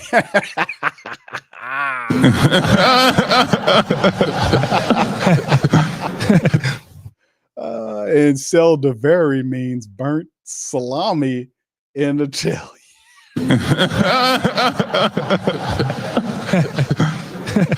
Oh man, you wrong, brother. That's tough, bro. That's wrong, man, that you did that, man. What my other laughing effect is. Hold on, fam. I had to. This is my other laughing effect right here. Big punch, son?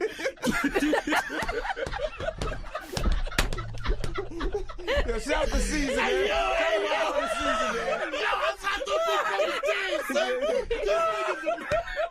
This nigga bought big punch. Shout out to my brother.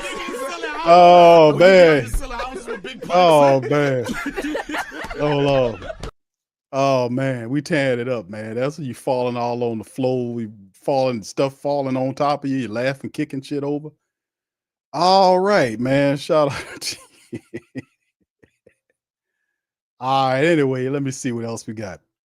Yeah, thank you, brother. Appreciate you. Let me see. Down says Davenport was good with the Lions this year until he went down for the season. What we do was hurt again. Yeah. Mr. Savage says, what's cooking, fam? Hope y'all having a blessed day. Same to you, man. Thank you for asking. Much love. John says the whole league passed on Lamar Jackson, not Baltimore. And now he making them all pay. Not bad. This year he on a mission though. You can see his motions, fam. But he on a mission this year because it was the whole thing about Mahomes boys. Like he's the new Tom Brady, Pat Mahomes boys, and that's got to affect Lamar a certain kind of way because he couldn't beat Mahomes boys. They're on a mission this year. Now it might change after this year, but this year we'll see. They're on a mission to get there and to see if he can tumble over old Mahomes boys. He on the mission this year. We'll see what he got going on. Brother Byron, shout out to you, man. Says Q hopefully resign the center young, but don't forget our team was lacking wide receiver since MVS, but rather another weapon wide receiver. What are your thoughts? Ted McMillan. I love Ted McMillan. Love him. Travis Hunter, I don't think we get a shot at him, but I do like Ted McMillan. The only issue there is, like I said, man, it's my preferences are I just rather have offensive because I know how important the trenches are. You can't win in the NFL if you don't have the line. We have to be able to run the ball. I like Ted a lot. And we know Chris Olave's concussion issues are concerned too, as well as McCoy's repeated injuries. Like we talk about Chris Olave having these concussion issues, and McCoy not as drastic, but McCoy, the center, keep having these injuries over and over this year where he couldn't be counted upon, and then we didn't even have a decent backup center option. So we really need to take that seriously, man. When you start seeing that happen, you have to be able to adjust to that, and not just say, "Oh, that was just 1 year." No. We have to pay attention to that because we need to run the ball. We need to before Tet even gets a pass from whoever the quarterback is. He needs protection and he needs the balance of a running attack to go along with the passing game. I like Ted a lot, man. I just prefer fixing our offensive line. We got problems, fam. We got problems there. All right, yeah. JT, my dog KT says, yeah, Q, you definitely LSU bias. Oh, you're saying with the with Will Campbell, bro? I know what Will Campbell could do, brother. Will Campbell. Now I ain't saying that. your boy Banks ain't bad. I'm just saying, man, LSU, brother. If it's close, I'm gonna give it to Campbell. Campbell a beast. Dude, that's like you plug him in at the left tackle position or right tackle position. That's a 10-year starting offensive lineman right there. No disrespect to your boy. I think he's good. It's good too. Some have him over Will Campbell. I've seen several prospect lists that has him over Campbell, but I've seen some that got Campbell. I'll go with Campbell though. You know why. All right. Lester says, all right, let's see. Because they don't pick the obvious pick at the defensive end, they try to smarter than you think pick up unknown players. Yeah, that doesn't work at all, does it? What's up, St. John? How you doing, sir? He said when Carr's not hurt, he's throwing other guys to the IR. And he didn't take responsibility for that throw. He took, I don't even know if I remember him saying, I think he did allude to it. Y'all correct me because he says a lot of stuff. But obviously when I played that clip from Dennis Allen, accountability doesn't live anywhere around him. And he tends to pick players that are the same way that, it ain't my fault.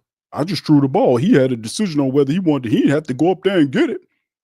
He could have just left it where, and it's just one of them things. And I'm like, it happens. You throw a pass, but you have to be smart about it. But there have been questions about ball placement with all of these quarterbacks this past season, especially Carr. Now the questions, the arrow's going to be pointed at Derek Carr a little bit more because Derek Carr is $150 million quarterback that's been 11 years in the league and is supposed to know better. So you're going to hand him up to a higher a level than you would a Spencer or a Jake Haener. These guys don't have a lot of playing experience, right? Versus an 11-year veteran. You've been here, you've been there, you're supposed to know better. So when you see him try to wiggle out of some stuff, you kind of lose respect for him. And that's what happens. And I don't think they realize how much they say and what they say and that we remember what they say. You get what I'm saying? Because they do all these press conferences and then they might just be saying stuff just to get through the press conferences. And then, 2 or 3 weeks down the line is something else and it becomes an item, so it's just something that, I don't know. I don't know. It's just weird to watch him, man. But yeah, accountability don't fit there, man. Dennis Allen picked this quarterback and the guy, it wasn't a good look for the Saints. The 2 years that he been in here, 14-13, winning loss record, a lot of injuries. It hasn't been a good look for the Derek Carr and Saints situation right now, right? Mr. O says, got to get the offensive line, defensive line for sure. Yeah, bro, we allow, I know we like these skill set players, but we allow way too much yardage to be ran against us of the defense. We allow too much for the entire year, and we didn't run the ball like we were supposed to. And it really showed when we had to really get into our depth. It really showed disastrously. So we need to fix that. We need to kind of get those lines together. All right, St. Felicitas Q, Penn State. Yeah, Tyler Warren's the best in the draft. He's the truth, everything you want, tight end, and can block as well. Yeah, I don't think that'll be the pick for us. But yeah, you're right, guy is good. But also Mason Foster's in the draft too. Mason Foster's in the draft. So, Mason Taylor. I'm sorry, Mason Foster. Mason Taylor is in the draft, the tight end from LSU. He's also a guy I think he's listed as the third best tight end in the class, 6'6", 250 pounds. Kind of related to that Jason Taylor bloodline. He's a pretty good good player. You got Zach Taylor, yeah,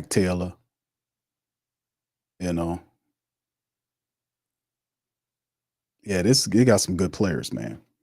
All right, John says Baltimore traded back into the first for Jackson. I think they were the next pick after Peyton, if I'm not mistaken. If I was certain, they did. I think they were behind the Saints. Saints moved back. I think the Saints traded with Green Bay, if I'm not mistaken, for that selection for Davenport. Rose says, Cesar Remy means slow turnstile in Spanish. Yeah, Cesar, bro, you need to get your game together, dog. You really do, bro. You're making too much money to be in. You've been in the league for too long for your technique to be that bad, bro. You slow. You need to play better, bro. For real, man. Savage says, Q, you think it's pretty much AG for head coach, because even though I would prefer offensive coordinator, I'll take Lions level defense. LOL. That's what his pin is pointing at, bro. That's what it's pointing at. Aaron Glenn, his choice between them and the Jets. And it is an upgrade, bro, even though, and then, and then another important question is, if it is Aaron Glenn, who would be the offensive coordinator? That'd be my next question. Because I know he can build a competent defense. Who would the offensive coordinator be, and what would the system look like? Would it be a system like you run in Detroit? What would be, that would be my next question if he was the guy, right?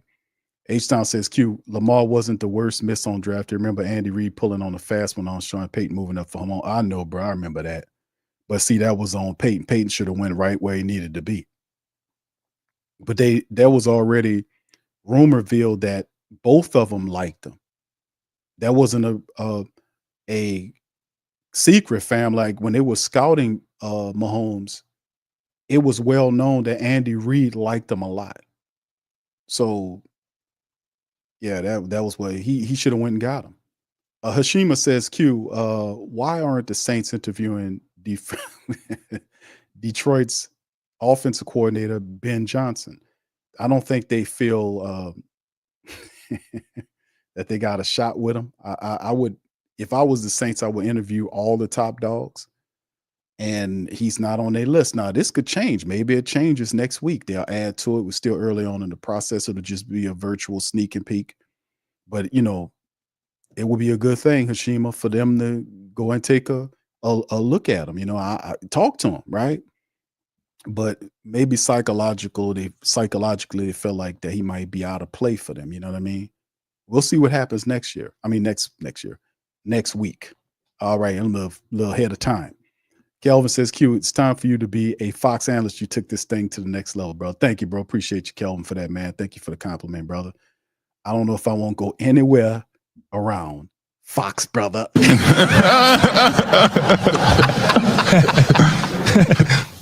All I heard about was peanut butter and cans of peanut butter. That's all I heard. I don't know what the hell going on over there, brother.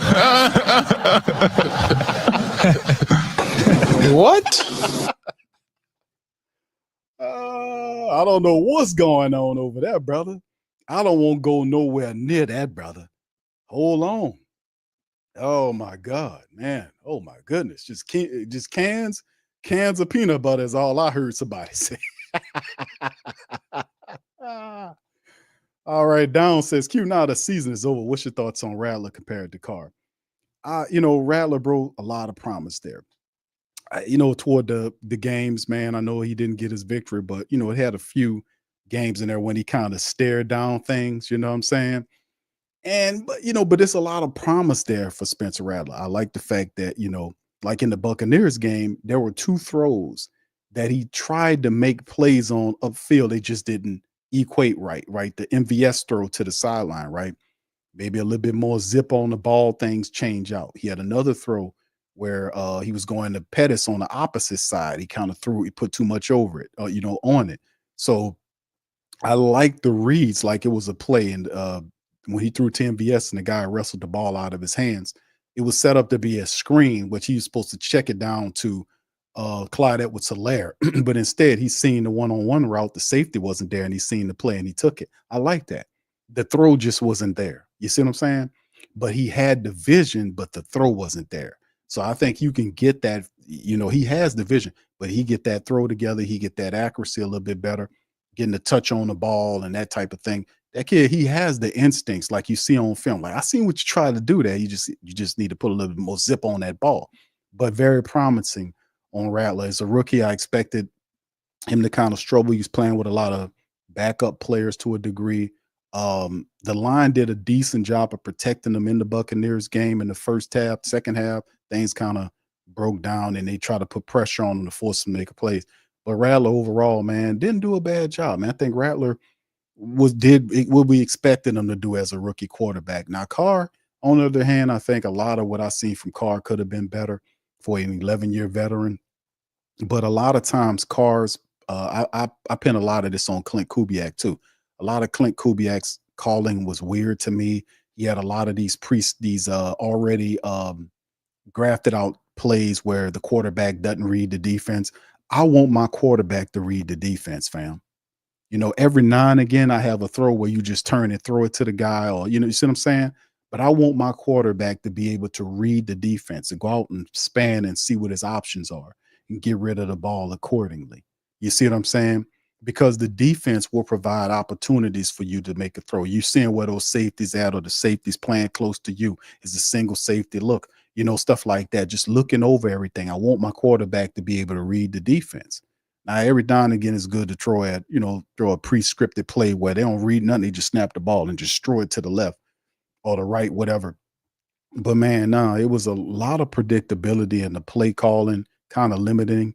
And it's a shame because early on, Carr showed some bright prospects with the first two games, but none of that looked like what it was in the rest of the season.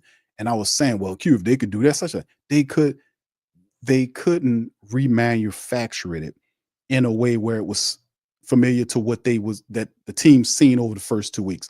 The reason why they didn't have the same success after the fact is because, like I said earlier, they had no counterpunch. Once the league take it away from you, you got to then know, I got to adjust and do this. And the Saints were not a good adjusting team. We recognized that over the last several games. When the first half, like in the Buccaneers game, the Saints scored on every drive. They had several field goals and a touchdown. They were doing well. Second half came, and people put that adjustment on. Saints had no counterpunch. No nothing. Couldn't come up with nothing. Tampa Bay went up another level. Saints couldn't go up there. Buccaneers took the game from them. And that's what happened. It's a game. It's two halves, because there's going to be an adjustment. There's going to be an adjustment at halftime. And you have to understand the game of adjustment. When they adjust, you have to then adjust again to keep your advantage. Saints can't do that, which goes into limited coaching from the head coach and the offensive coordinator or defensive coordinators when you can't adjust like that.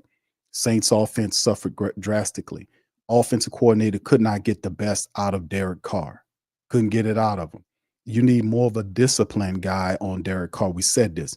The guy that got the most mileage out of him, and I'm not advocating for John Gruden to be the guy, but John Gruden was the guy that got the most mileage out of Carr, literally and figuratively, right? He got the most mileage out of Carr. He got him with the most success because Carr is the type of player that you have to drive him, pun intended. You have to be able to really stay on him and make sure you do what he's supposed to do. And he said that. He even said that when you started the season off with, that he really likes when coaches, he said it about Clint Kubiak when he started the year, but Clint Kubiak's energy at the start of the year wasn't the same by the time when the losing had accrued and all that other stuff happening. That can't happen. Whatever you are at the start of the year from an energy standpoint or any other standpoint, you have to maintain that regardless of what's going on with that team. If that's not the same, then your message is not what you originally thought it was. And the message at the end of the year is what it was all along, that if you can't sustain that high level of accountability, then it was all smoke and mirrors. There was no accountability toward the end of the year like it started the year, because the team played better. You cannot have a team with no accountability. And Clint Kubiak's accountability went out the window. That's why I say Clint Kubiak need to follow it with it. You need to go ahead on with him, because whatever you were saying at the end of the year, you could not maintain it through the year, whether it was injury or otherwise. The message is supposed to be the message. That's the only way you get the players to do what you want. It has to be consistent. You can't be one pushing them to be accountable and then the next moment making excuses and giving them credit for shitty efforts. We don't do that here. If you want success, only bum ass teams and players that want to collect checks from off the support base would do that. And they will placate you to death. And I told y'all, challenge these players when they open their mouth. I don't care who they is. Challenge these players when they open their mouth about accountability and about this, and this team is drafting well. You challenge them people and you tell them shut the hell up, because you're getting a check to talk that way. We're not getting no check from these people. You placating us because you're getting paid to. Y'all got to shut them down. That's the next level. Shut these players up when they're talking that goofy stuff about, oh, the team is drafting well and all that. Shut them down with that foolishness. Shut them up It say y'all not representing the way y'all supposed to be doing. Y'all getting paid, and y'all are not upholding the standard of what successful football is as far as the New Orleans Saints are concerned. Even though the dumb team is not doing it, the support base have to stay on code to cover it. That's what it's about. If we become what they are, then we gonna be a bunch of losers too. We'll be a bunch of losers too. At some point, somebody has to uphold accountability and speak to it. If not, we'll just be like them. Just like that dumb idiot Coach Possum got up there and talked about how I didn't fail. They just wanted somebody else after a 7-game losing season. Where does it live? Where does it live if it doesn't live here? So I like Ashton GT, but GT got exposed in that championship game, in that playoff game. He needs an offensive line to run. He had good stats and all that, but man, listen, sometimes you're as good as your own line, right? He's talented, man. He'll work in a good system too. What's up, Eternal? Shout out to you, man. Thank you, man. Big ups to you. All right, KT says, Q, look at Higgins, wide receiver from Iowa State, 6'4", 210, 4'5" in the 40. All right, KT, I will. Thank you, sir. Appreciate you. I want to say thank you very much. KT dropping all of them. Bringing me back to this world. It's draft time because KT's in the building. KT been silent all season long, waiting for this time. KT been doing his scouting. I see you, KT. What's up, Chantel, baby? Big ups to the queens, man. I ain't get the queens a shout out in the building. Shout out to the queens, man. Much love to the ladies. Chantel says, Q, should we trust Mickey Mouse Loomis? Yes. Hold on now. Hold on. I heard that. I heard what you said, that, Chantel. Mickey Mouse Loomis. They used to call me that in preschool. All right. He says, picks the Saints' next head coach. He will pick someone like Rizzy. Oh, my God, no, please. And pass on a high-quality coach like Aaron Glenn or Joe Brady. What is your opinion? I don't think Rizzy is the guy. I don't think Rizzy's the guy. I watch Rizzy. We gave him a shot. That's what we do in the Who Dat Nation. We'll give you a shot, right? If you bring Rizzy here to be more of the same, it'll be the same non-accountability, but with a passionate, it'd be a passionate, I ain't gonna say somebody told me, says Q, it's just passionate. He's just a passionate Dennis Allen. But what he's saying is that, he's just gonna sit up here and make excuses for their failure. We've seen that toward the back and end. Talking about phenomenal effort for players, you're lying. There was no phenomenal effort. And he said that for the Packers game when they got blanked 34-0. These people crazy, man. They just say anything. That guy said it was phenomenal effort. I didn't see any lack of effort. All I seen was phenomenal effort. And I'm just so proud. I'm so happy. I'm sad for those guys back there. They lost the game. And they got to deal with all the losing, even though they're the ones responsible for the losing. Even though they missing bugs.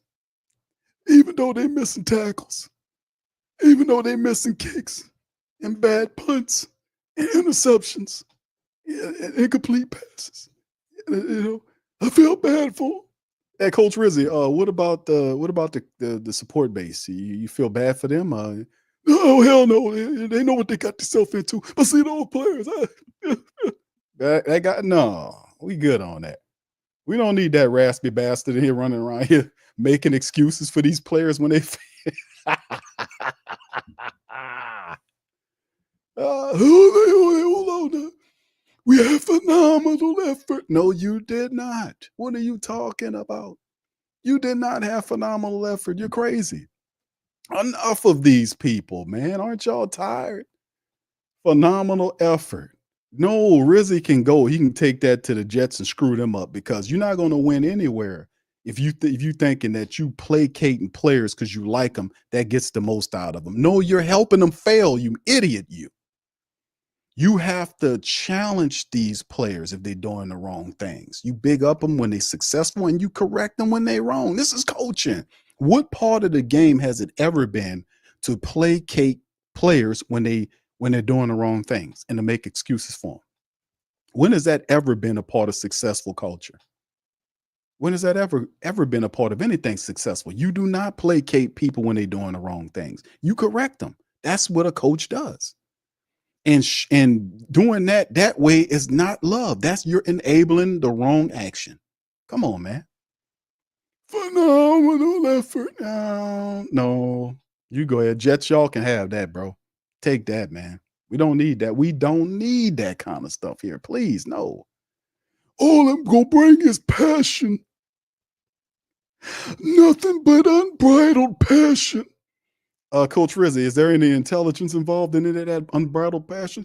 Absolutely not. But I'm gonna love all my players. Nah, I'm good. We're good. Thank you, Chantel. Appreciate it. Thank you very much. Picking me up, bringing me back to this world. We gonna love on our players with unbridled passion. I'm good on that, Coach. We straight. I'm good, Coach. I'm so good. I'm so good on that. I am so good on that. I am absolutely so good on that. No, thank you, sir. We are all right. All right. Big ups to the fam, man. Appreciate y'all for being in the stream. Hemisphere says Q Carr has really messed the Saints up after saying he will not take a pay cut. He did say he will do a restructure, right? I think they should move on from Carr. The team isn't going to be competitive in 2025. I think Carr is doing the right thing for Carr. Carr understands what this is. He took that money from the Saints, hook or crook. He didn't put a pistol on the Saints to say, "Hey, old man Mickey, oh my God, what's going on here? It's a stick up, old man Mickey. Oh, hold on now. Don't you can take everything, man. Leave that clam chowder right there." He didn't do that to him. They put that pistol squarely. He didn't even have it. If anybody had the pistol, it's Loomis handed it over to Carr. You see, the reality is, man, at the end of the day is I think Carr is doing what he's supposed to do. Carr is supposed to get his money. You know, he's supposed to get his bread. Drew Brees did the same thing. Drew Brees didn't give them a contract deal until the last year of his time here. He gave him a break on that year. The last deal he had for that 1 year, he gave him a little deal on that. Carr's only doing the same thing. He's like, man, this is my price. I ain't mad at Carr for doing that. You know, you won't be upset with somebody, be upset with Mickey Loomis, because Mickey Loomis and Dennis Allen signed that guy to the contract. So I hear what you're saying, Hemisphere, and I agree with what you're saying, but I'm not mad at Derek Carr. Derek Carr is doing what Derek Carr is supposed to do for Derek Carr. He's putting Derek Carr ahead of the Saints team. And that is the agreement that they assigned, and I'm not mad at him for wanting to stick to it. He's doing what he's supposed to do. That's just a part of the game, man.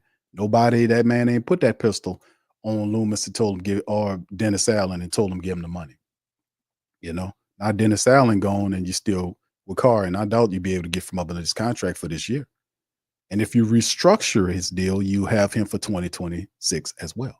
So the Saints will have to try to do these things without doing the Derek Carr deal, which impacts who your head coach is going to be, because you basically saddle them with whoever this quarterback is. So the Saints have some issues there. So we'll see how and what it is. But it is interesting, man, to say at the very least, man, what's going on with the team. But it's sad. But thank you, Chantel. Shout out to you for that. Big ups to you, brother Hemisphere, on that. Brother James, what's up, brother James? He says, Q, I say re-sign Chase, MVS, keep Kubiak, try to get Glenn, Vrabel, or a defensive coach from Miami. Cut Carr, start Rattler. If we can get Cam, wait till next draft, rebuild roster with picks. I'm for the break it down, bro. I'm for getting re-signing Chase. I think Chase is a good option there. He stayed healthy the entire year. That was the knock on him, remember, is that he couldn't stay healthy. Well, he proved people wrong. Chase Young, played the entire year. Didn't get the sacks that you want, but at the end of the day, he was available. That's big. Him and Carl Granderson are a good tandem. I think they could be a good future tandem. MBS, I'm definitely for bringing MBS back. I don't think it breaks the bank bringing him back with Chris Olave and Rashid Shaheed. I think that's actually a very respectable trio of receivers to have those guys back. Also wouldn't mind having Clyde Edwards-Helaire back as well to kind of be a backup running back. Wouldn't be expensive to bring Clyde back either. I would love to have that as well. Kubiak, I'm kind of cool on Kubiak, bro. I'm cool. I'm really cool on Kubiak because I don't think you get the most out of the offense with Clint Kubiak because when he doesn't have the players, his philosophy changes. Like usually, if you see most really good offensive coordinators, they might adjust philosophy, but it don't change. Like the energy and the speed of their offense still works the same. They might have to make slight adjustments because whoever they had there, they can't operate there because the guy's skill set was important. Like we have an Elvin Kamara there. That's why I was saying, like, if whatever you build your depth chart around, at least try to find a guy that has a similar skill set to Elvin Kamara. Not saying he's going to be as good as AK-41, but he can be a Clyde Edwards-Helaire that can run some of the same plays that an Elvin Kamara can, right? You also have your north-south power runner who provides a speed and power component.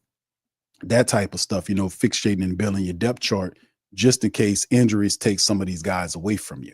What I didn't like about Kubiak is that he over-relied consciously and notably on players, especially Taysom Hill.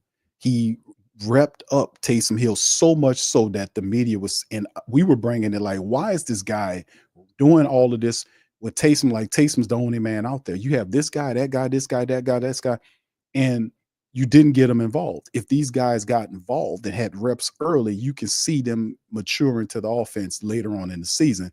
If injury was to happen, they have a familiarity with it. He didn't do that. When Taysom Hill was out there, he over relied on Taysom Hill. When Taysom got hurt, he over relied on Elvin Kamara. He had no ingenuity, he had no imagination to come up with something different, to pull players from the depth chart who he himself picked to be on that team. He picked them guys. I didn't. You can't use them in your offensive scheme where you don't overburden players. And granted, think about it like this. Taysom Hill was dealing with broken ribs and Elvin Kamara was dealing with broken ribs while he was putting all of that shit on. So no, he can step the hell on. He can get the hell on out of here. We don't need somebody like that. He can go. Seattle can get him or whoever else want him. They can have that dude. He gone. I don't like what I seen or how he did with this offense. And then as the year went on, he kept doing the same thing. He had no counter punch. He had no imagination. He was boring. And he literally became Pete Carmichael toward the back end of the season. His style, system, and all the same. Melancholy, beta male ass system. No, his accountability went in the ground. All of that. He started making excuses. All of that. If y'all in the chat, put one in the chat if y'all remember this. And I'm hitting and talking about all this shit because I remember all of this stuff going through the season because I was calling it out over and over again. People like, damn, Q, because that's what he kept doing. I'm just a reporter on the game. I'm telling you on the game. I can't tell you something that's not there. I'm reporting on the game. That's what I was seeing. And like, damn, I just gave people a laundry list of things that he was doing. Now he has some positives. What I'm saying is when you really tell who these people are when the chips are down, when you don't have your best man, you don't have your second best guy, and that you have to then scheme and adjust, that's when you know who they are. And when you seen him, what did you see? I didn't see what I liked when I seen that breakdown. And when you really got that test, I didn't like what I seen. He didn't level up in his play calling, his intelligence, all of that. He didn't level up at all. That dude became Clint Carmichael. He became Pete. Became Clint Carmichael and Pete Kubiak. That's what the hell that guy. He can step on, bro. I'm sorry. I agree with the rest of what you're saying. I try to get Glenn. Glenn could be at Vrabel. I don't think they get Vrabel or a defensive coach from Miami. You're talking about Weaver. Cut Carr. I don't think they're going to cut it because Mickey has probably got something in there. This ain't official, but I promise you, brother James, that whatever who taking his job that he's interested in, they got to take it with Carr. I promise you, Mickey Loomis has something like that in there because I don't think he wants to get rid of Derek Carr. So whoever takes the job probably has to take Carr with him. I'll be surprised if that's not the case. We'll see on that. But Rattler, I'm not against Rattler. But even though, remember this, whoever the next coach is, he might not see Rattler as the future. He might want his own guy. That's what I was saying, that the new coach comes in with a new philosophy. The new offensive coordinator gets to get his own quarterback. We did that 3 years. If that'll be the case this year, that'll be 3 years in a row that happened. Remember, Carmichael picked Hainer and Kubiak picked Rattler. So if you get a new OC, he might want his own guy. It's crazy, huh? And we can't get Cam. No, Cam Ward's going to be going in the top 3 picks and rebuild roster without picks. You're going to be forced to do that anyway, brother James, to be honest with you, because the Saints have very limited resources and money to make anything shake. So that probably will be your end result anyway, right? So thank you for that, brother. Appreciate you, man. Derek says Aaron Glenn, not high quality at all. Detroit defense suck. Thank you, Derek. Jack says phenomenal effort on third string running back. Indeed. All right, Chantel says Q, the Saints better do it right as picking a head coach. The Panthers are going to play their hearts out and try to win the division next year. Yes, indeed. That is very unique that the Saints, as old as they are, finished in the cellar to inexperienced teams. Think about that. Isn't that something else? And like I said earlier, why are we justifying keeping these guys if you're in the cellar? It only works. The justification is only valid if the Saints are competing for the NFC South crown. Are they on top of the division or maybe in second place at the very least? But no, ain't no justification for keeping an old team if you're in the cellar. What are we doing? But I guarantee you, will not look at it like that. They won't see it. Derek says thank you, Chantel. Derek says Aaron Glenn is not a head coach. Mark my word. All right, Bastion says, aren't you watching Texans Chargers? Q, not right now, brother. I'm probably going to do it after the stream is over with. All right. Yeah. All right. Thank you. No Lee says, let them sit on the bench and pay them. Savage says they basically shut out Vikings in the red zone. Hemisphere says, I miss hearing new music from Rush. Okay. I see what you're saying, brother. All right. Derek doesn't like Glenn, right? He says, I'm talking every year. 1 year don't make Aaron Glenn a head coach. The Saints like Aaron Glenn. A lot of people feel that way. There's only one way to find out, right? Somebody got to give him the job, right? A lot of people felt like Robert Saleh would be a good head coach because he was a player's coach. He was a disciplined type of dude, and he might have just got the wrong opportunity to go with the Jets, right? So that's that part of the game too. So you never know until you know. You get what I'm saying there? You don't know until it happens. That's like D'Amico Ryans, like we talk about with D'Amico Ryans. D'Amico Ryans walked in the building, had a lot of stuff he had to figure out. Coming into an organization that was basically a dumpster fire. The people had I think they had like a priest or something or whatever, as a cleric or whatever it was. I was like, what is going on there?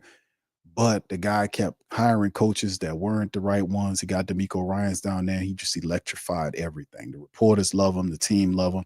And in 2 years of him being there, the team is been in the playoffs twice. They won a playoff game last year. So we know it's possible, but you don't know until you pull the trigger. And that's where it is. You get me? That's when you really figured all this stuff out. Hemisphere says, Q, I just want to point out that Kubiak was OC when Minnesota let Zimmer go. Now DA got let go with Kubiak as OC. If Kubiak goes to Seattle, that head coach needs to be on his P's and Q's. Just saying, yes, indeed. Because they live off, it's like I heard reports that Dennis Allen's being looked at for a defensive coordinator position. That's fine. You can do that. You can run a defense, and sit in the backup chair. He can do that. That's shown that he can do, at the very least, do that. But it takes a whole unique skill set to be a head coach because you got to be plenty accountable. You have to keep an eye on everything. You got to have a pulse of your team. And that's a lot to account for. Not everybody could do that. So, if Clint Kubiak, I don't know if Clint Kubiak ever will become a coach. Somebody probably give him a chance down the line. But in terms of even if you look at guys like Joe Brady, I would say Joe Brady, to me, is more coach ready than Clint Kubiak is, because Joe Brady personality is different. He's not somber and quiet and almost scared at times, almost like scared to pull the trigger or make a call. It's weird. You got to have that ability to understand, listen, I'm gonna go out there and give him my all and just tell the truth. Don't sit up here and make excuses for nobody. Tell the people the truth that they're going to call you out because they watch the games like you watch the games. They're not going to believe you, especially people like me. I don't believe what they say. I watch the game, and if they come with the BS like Rizzy did, I calls them out. I tell them that you're lying. That's not phenomenal ever to get blown out by the Packers 34-0. You have phenomenal lack of effort. Correct yourself. All right, JT says, blessing. Shout out to you, brother. Appreciate you, JT. Hope everything is well with the fam, man, as well. Big ups to you. Appreciate y'all. Mr. Savage says Salah wasn't given a chance with the Jets, to be honest. He gave him a chance, bro. He was out, what, 3 years? I think he was out when he got fired. He was out before Dennis Allen was. So he had, what, like 3 years to turn it around? But that's the big market. Big market want results. And then, he didn't solve the QB conundrum. And that's one of the major failures of Robert Saleh's coaching career. He didn't solve the QB problem. You got to solve that problem. You got to have a decent signal caller there because they had all kind of talent. You can't let that fester. You got to go out there and find the answer for that QB position. Right? Derek says Drew Brees was a solid QB, not GM. We can't keep wanting Sean and Drew options open the field of view. Well, Mickey Loomis, anybody with good sense will know that, bro. When Mickey Loomis likes Sean Payton's opinion, that's why he hired Dennis Allen. Drew Brees saying that Aaron Glenn should be the guy. He also said Clint Kubiak should be, a potential. Like, absolutely not. Absolutely not. Kubiak's not ready for a head coaching job, dude. Get out of here with that. Absolutely not based on what I've seen, bro. I calls it as I see it, bro. I calls it as I see it. He's not. Dude's not ready for no head coaching gig, man. He's not. He really isn't.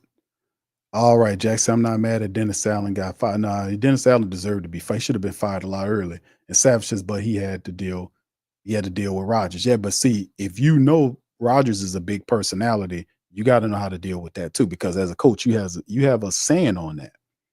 You have a saying on that. He had, and you have to, when you bring them in there, you got to bring these guys in and make them understand. They got to have he got hurt. You had no viable options on the backup behind him. So we pay all. It's just a comedy of errors. I know the man learned his lesson because if he approached it differently, I'm pretty sure he would have did some stuff like fortifying the QB position. Aaron Rodgers is an old man, bro. Football wise, right? We know that at any given time, somebody can hit him and crack him up. I think he got hurt by stepping wrong or whatever the case was. He stepped up and hurt his own self. I forgot what it was. So ridiculous. It happened on the first series of the first drive or whatever the case was a couple of years ago. They had no viable backup option behind him. So you put all your eggs in the basket of a late 30-year-old quarterback to take you to the promised land. Hell, that didn't work for them when they had Brett Favre. I thought them people would have seen history because the same thing happened with Brett Favre. Brett Favre went over there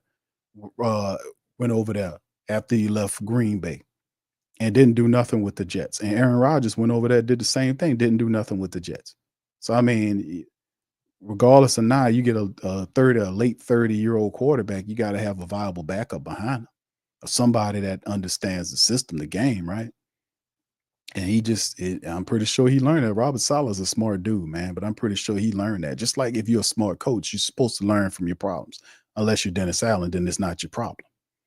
I didn't fail. They just didn't want me no more. Stupid. All right. Chantel says, Q, I need your email to send you an article that Mike Tomlin is leaving Pittsburgh after really? What? He will be coached, but not sure where he is, what he says in the interview. Okay. It's shit. Email is the PRO Media Network at gmail.com. Let me put it in the chat. Shante, hold on. Yeah, you can send me that and I'll show it to the family members when we stream up the next time. There you go. Yeah, I that would be interesting to me to hear that. But then again, do we really think Mickey Loomis will go horror board after Mike Tomlin? Because I hear rumblings. Then he signed an extension recently. But I would absolutely love to have Mike Tomlin as our head coach. I really would. I just don't know if the Saints have the imagination to even go after. I don't even think they have the imagination to go after Mike Tomlin. Mike Tomlin is head and shoulders above everybody in the coaching situation. The top guy right now is Mike Vrabel. Vrabel's listed. Mike Vrabel had success as a head coach, but he didn't have any championship rings as a head coach. He has championship rings as a player. But Mike Tomlin steps in the door. with championship experience, all that, man, he head and shoulders above everybody that's in this current hiring cycle, unless Pete Carroll isn't there. You know, if Pete Carroll's there, these guys are like hovering. But if I'm the Saints and if Pete Carroll says he wants to make it back into the NFL, I'm calling up Pete Carroll. Pete Carroll says he's interested. I'm calling up Pete Carroll. You want to get a virtual interview, Pete Carroll. Mike Tomlin, if he's available.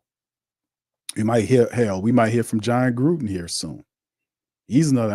I know Derek Carr is pushing for him. I can promise you that. If Derek Carr got a say in it, he pushing for Gruden. He pushing for Gruden. Derek Carr, I promise you that. If you ask Derek Carr, who you think the coach should be? Well, I don't know, but John Gruden should get it. Okay. I hear you. I don't know. We'll see. It's still a lot of time left. Hemisphere says, I don't know, Q recording Mickey has been saying a lot about being like the Steelers. We are nothing like the Steelers, bro. Getting spicy in here. That's right. All right. Anyway, listen, man. Shout out to you, Can You too. You thank you, Chantel, for that. Yeah, you just email that to me. I'll cover it on the next stream, baby. All right. So anyway, with that being said, man, I'd like to give a special shout out to the family members. Appreciate y'all for chiming in on this Saturday night, or Saturday afternoon, rather. About to go throw it down on some cooking, fam. But listen, I appreciate y'all for being in the stream. Y'all do me a service by hitting the like button, hit the subscribe button, and by all means, feel free to share the show on your social media feed. Also, check out our illustrious sponsors, Mint Mobile, T. Chinley, and Bet Online. Links are in the description section below. Also, for the platform, if you want to help the platform grow or whatever, merch, all that is available. Links are in the description section below for the Sports Coma. Also, fam, like I said, we got some news. An advertisement that'll be coming out on Monday on a new stream that we'll be busting out with. So I'm gonna be letting y'all know some information. We're gonna put out a promotion for that coming up soon, right in time for the off season and everything like that. There. All right, one more. We got Brother James says, Q, did Salah get picked up? No, he didn't, bro. I like him as DC. I also keep coming. He says, also keep coming back to us, not going anywhere with Loomis. His interest is just a product on the field for money. He wants Gruden. That's Allen 2.0. Now, I can't call John Gruden Dennis Allen, because Dennis Allen that's like, insulting, you bring your daughter, your 7 or 8 year old son or daughter by your neighbor and say, hey man, I didn't know you had a child. Yeah. And you playing football or you playing catch or whatever it is out in the lawn with your child, and they're 7, 8 years old, and the neighbor just say, oh, hey, how you doing? And walking up to the kid like he gonna shake the hand, he just push him over. And you like, what was that? What is this? It's like that was the kind of bullshit that, that is like calling somebody Dennis Allen. Dennis Allen doesn't have any accountability. He's a complete moron. And it's just insane, man, because I think Chucky is actually, in terms of his football acumen, is pretty intelligent. A lot of things, if you take two coaches and try to put them together, he mirrors a lot of what Sean Payton does. He really do. It's just Sean Payton's a more conservative version of John Gruden. John Gruden will cuss you out. He's all about accountability. He got a lot of old school stuff in terms of football, which the only thing is, would that work with today's player? Now, we've seen Coach Payton take the Broncos and turn them around. They hadn't been in the playoffs in a while, but they're in the playoffs for the first time. And he did that in 2 years with a rookie quarterback. So that says a lot about Coach Payton.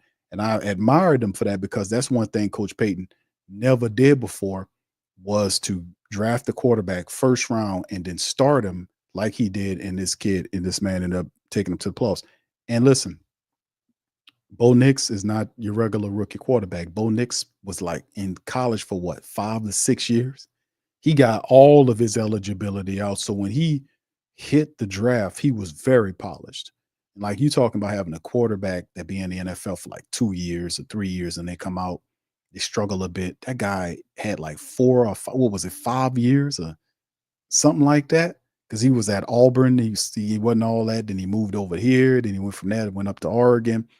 So he was like a college veteran when he came out. He didn't come out early. He came out when he was supposed to. And that's how they used to do it, to get you really ready for the league. So you run in a pro style system for 4 years, and then you get drafted into the NFL in the first round.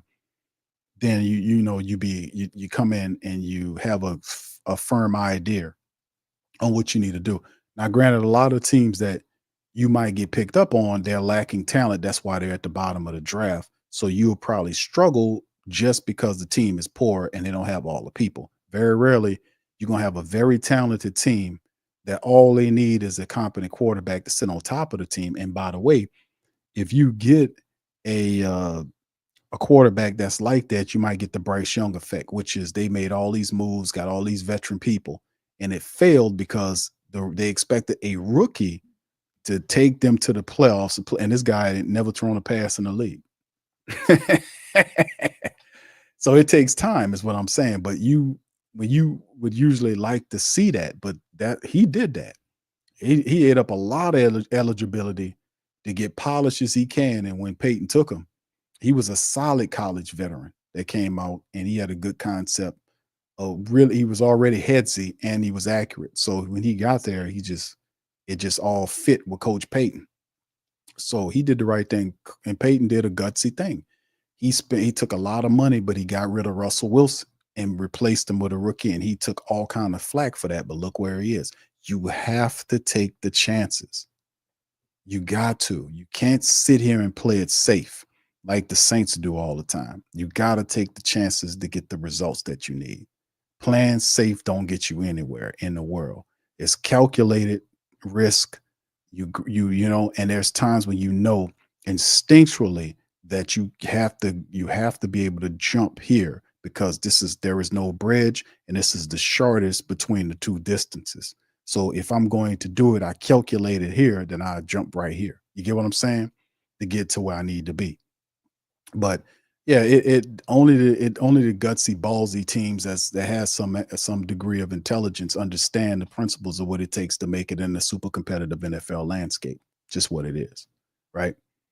All right. So anyway, yeah, but you still have the other stuff to deal with. And like I said, the other stuff that tied to Gruden, I think they're going to forget that. A lot of family members are going to be upset about that. But once they start winning games, a lot of that's going to go away. Sad to say, it will be. That conversation will disappear. That's just what it is, right? All right. So anyway, I'm gonna get on out of here on that. Listen, I appreciate y'all. Shout out to the my super chatters and cash appers tonight, man. Listen, that's had a good stream. We'll pop up here later on next week. I got some more draft content to come at you with on some of these players for the Saints. We'll cover more of the coaching news. Next week will be the second levels of the virtuals. At some point, we think in maybe next week you might hear from Mickey Loomis. He might approach the podium and kind of address what's going on in the offseason. I think that's usually, we might hear something from this upcoming week. We'll see. We'll keep an eye out on it, and we'll cover it here on the Sports Coma. So with that being said, I'm gonna hit that one. Listen, I appreciate y'all, man. Y'all keep your eyes up, your chins up rather. Stay positive, man. We up in this thing, man. We doing it. Y'all be safe out there, and I'm gonna holler at you on the next one. Peace. That to you. Yeah. Boogie like Benson, I'm a who that. I'm a who that. Long as I'm living, I'm a who that. Lose or winning, I'm a who that. Sports Coma, yeah, this is where we do that.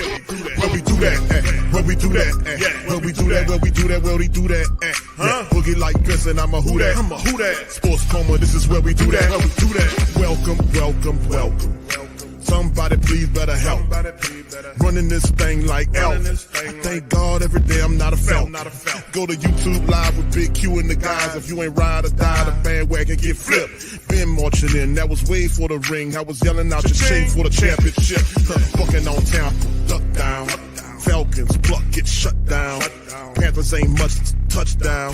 The vision really belong to us now. So much hate on the Saints, you could probably tell. Ever since Bounty Gate hit the NFL, when things seem fishy and you probably smell the crooked referees on Roger Goodell. Yeah. Boogie like this and I'm a who that. Every day I'm living, I'm a who that. Lose or winning, I'm a who that. It's the Sports Coma, this is where we do that. Where we do that at. Where we do that at. Where we do that, where we do that, where we do that at. Boogie like this and I'm a who that. It's the Sports Coma, this is where we do that. You're listening to the Sports Coma with Big Q and the guys on the PRO Media Network.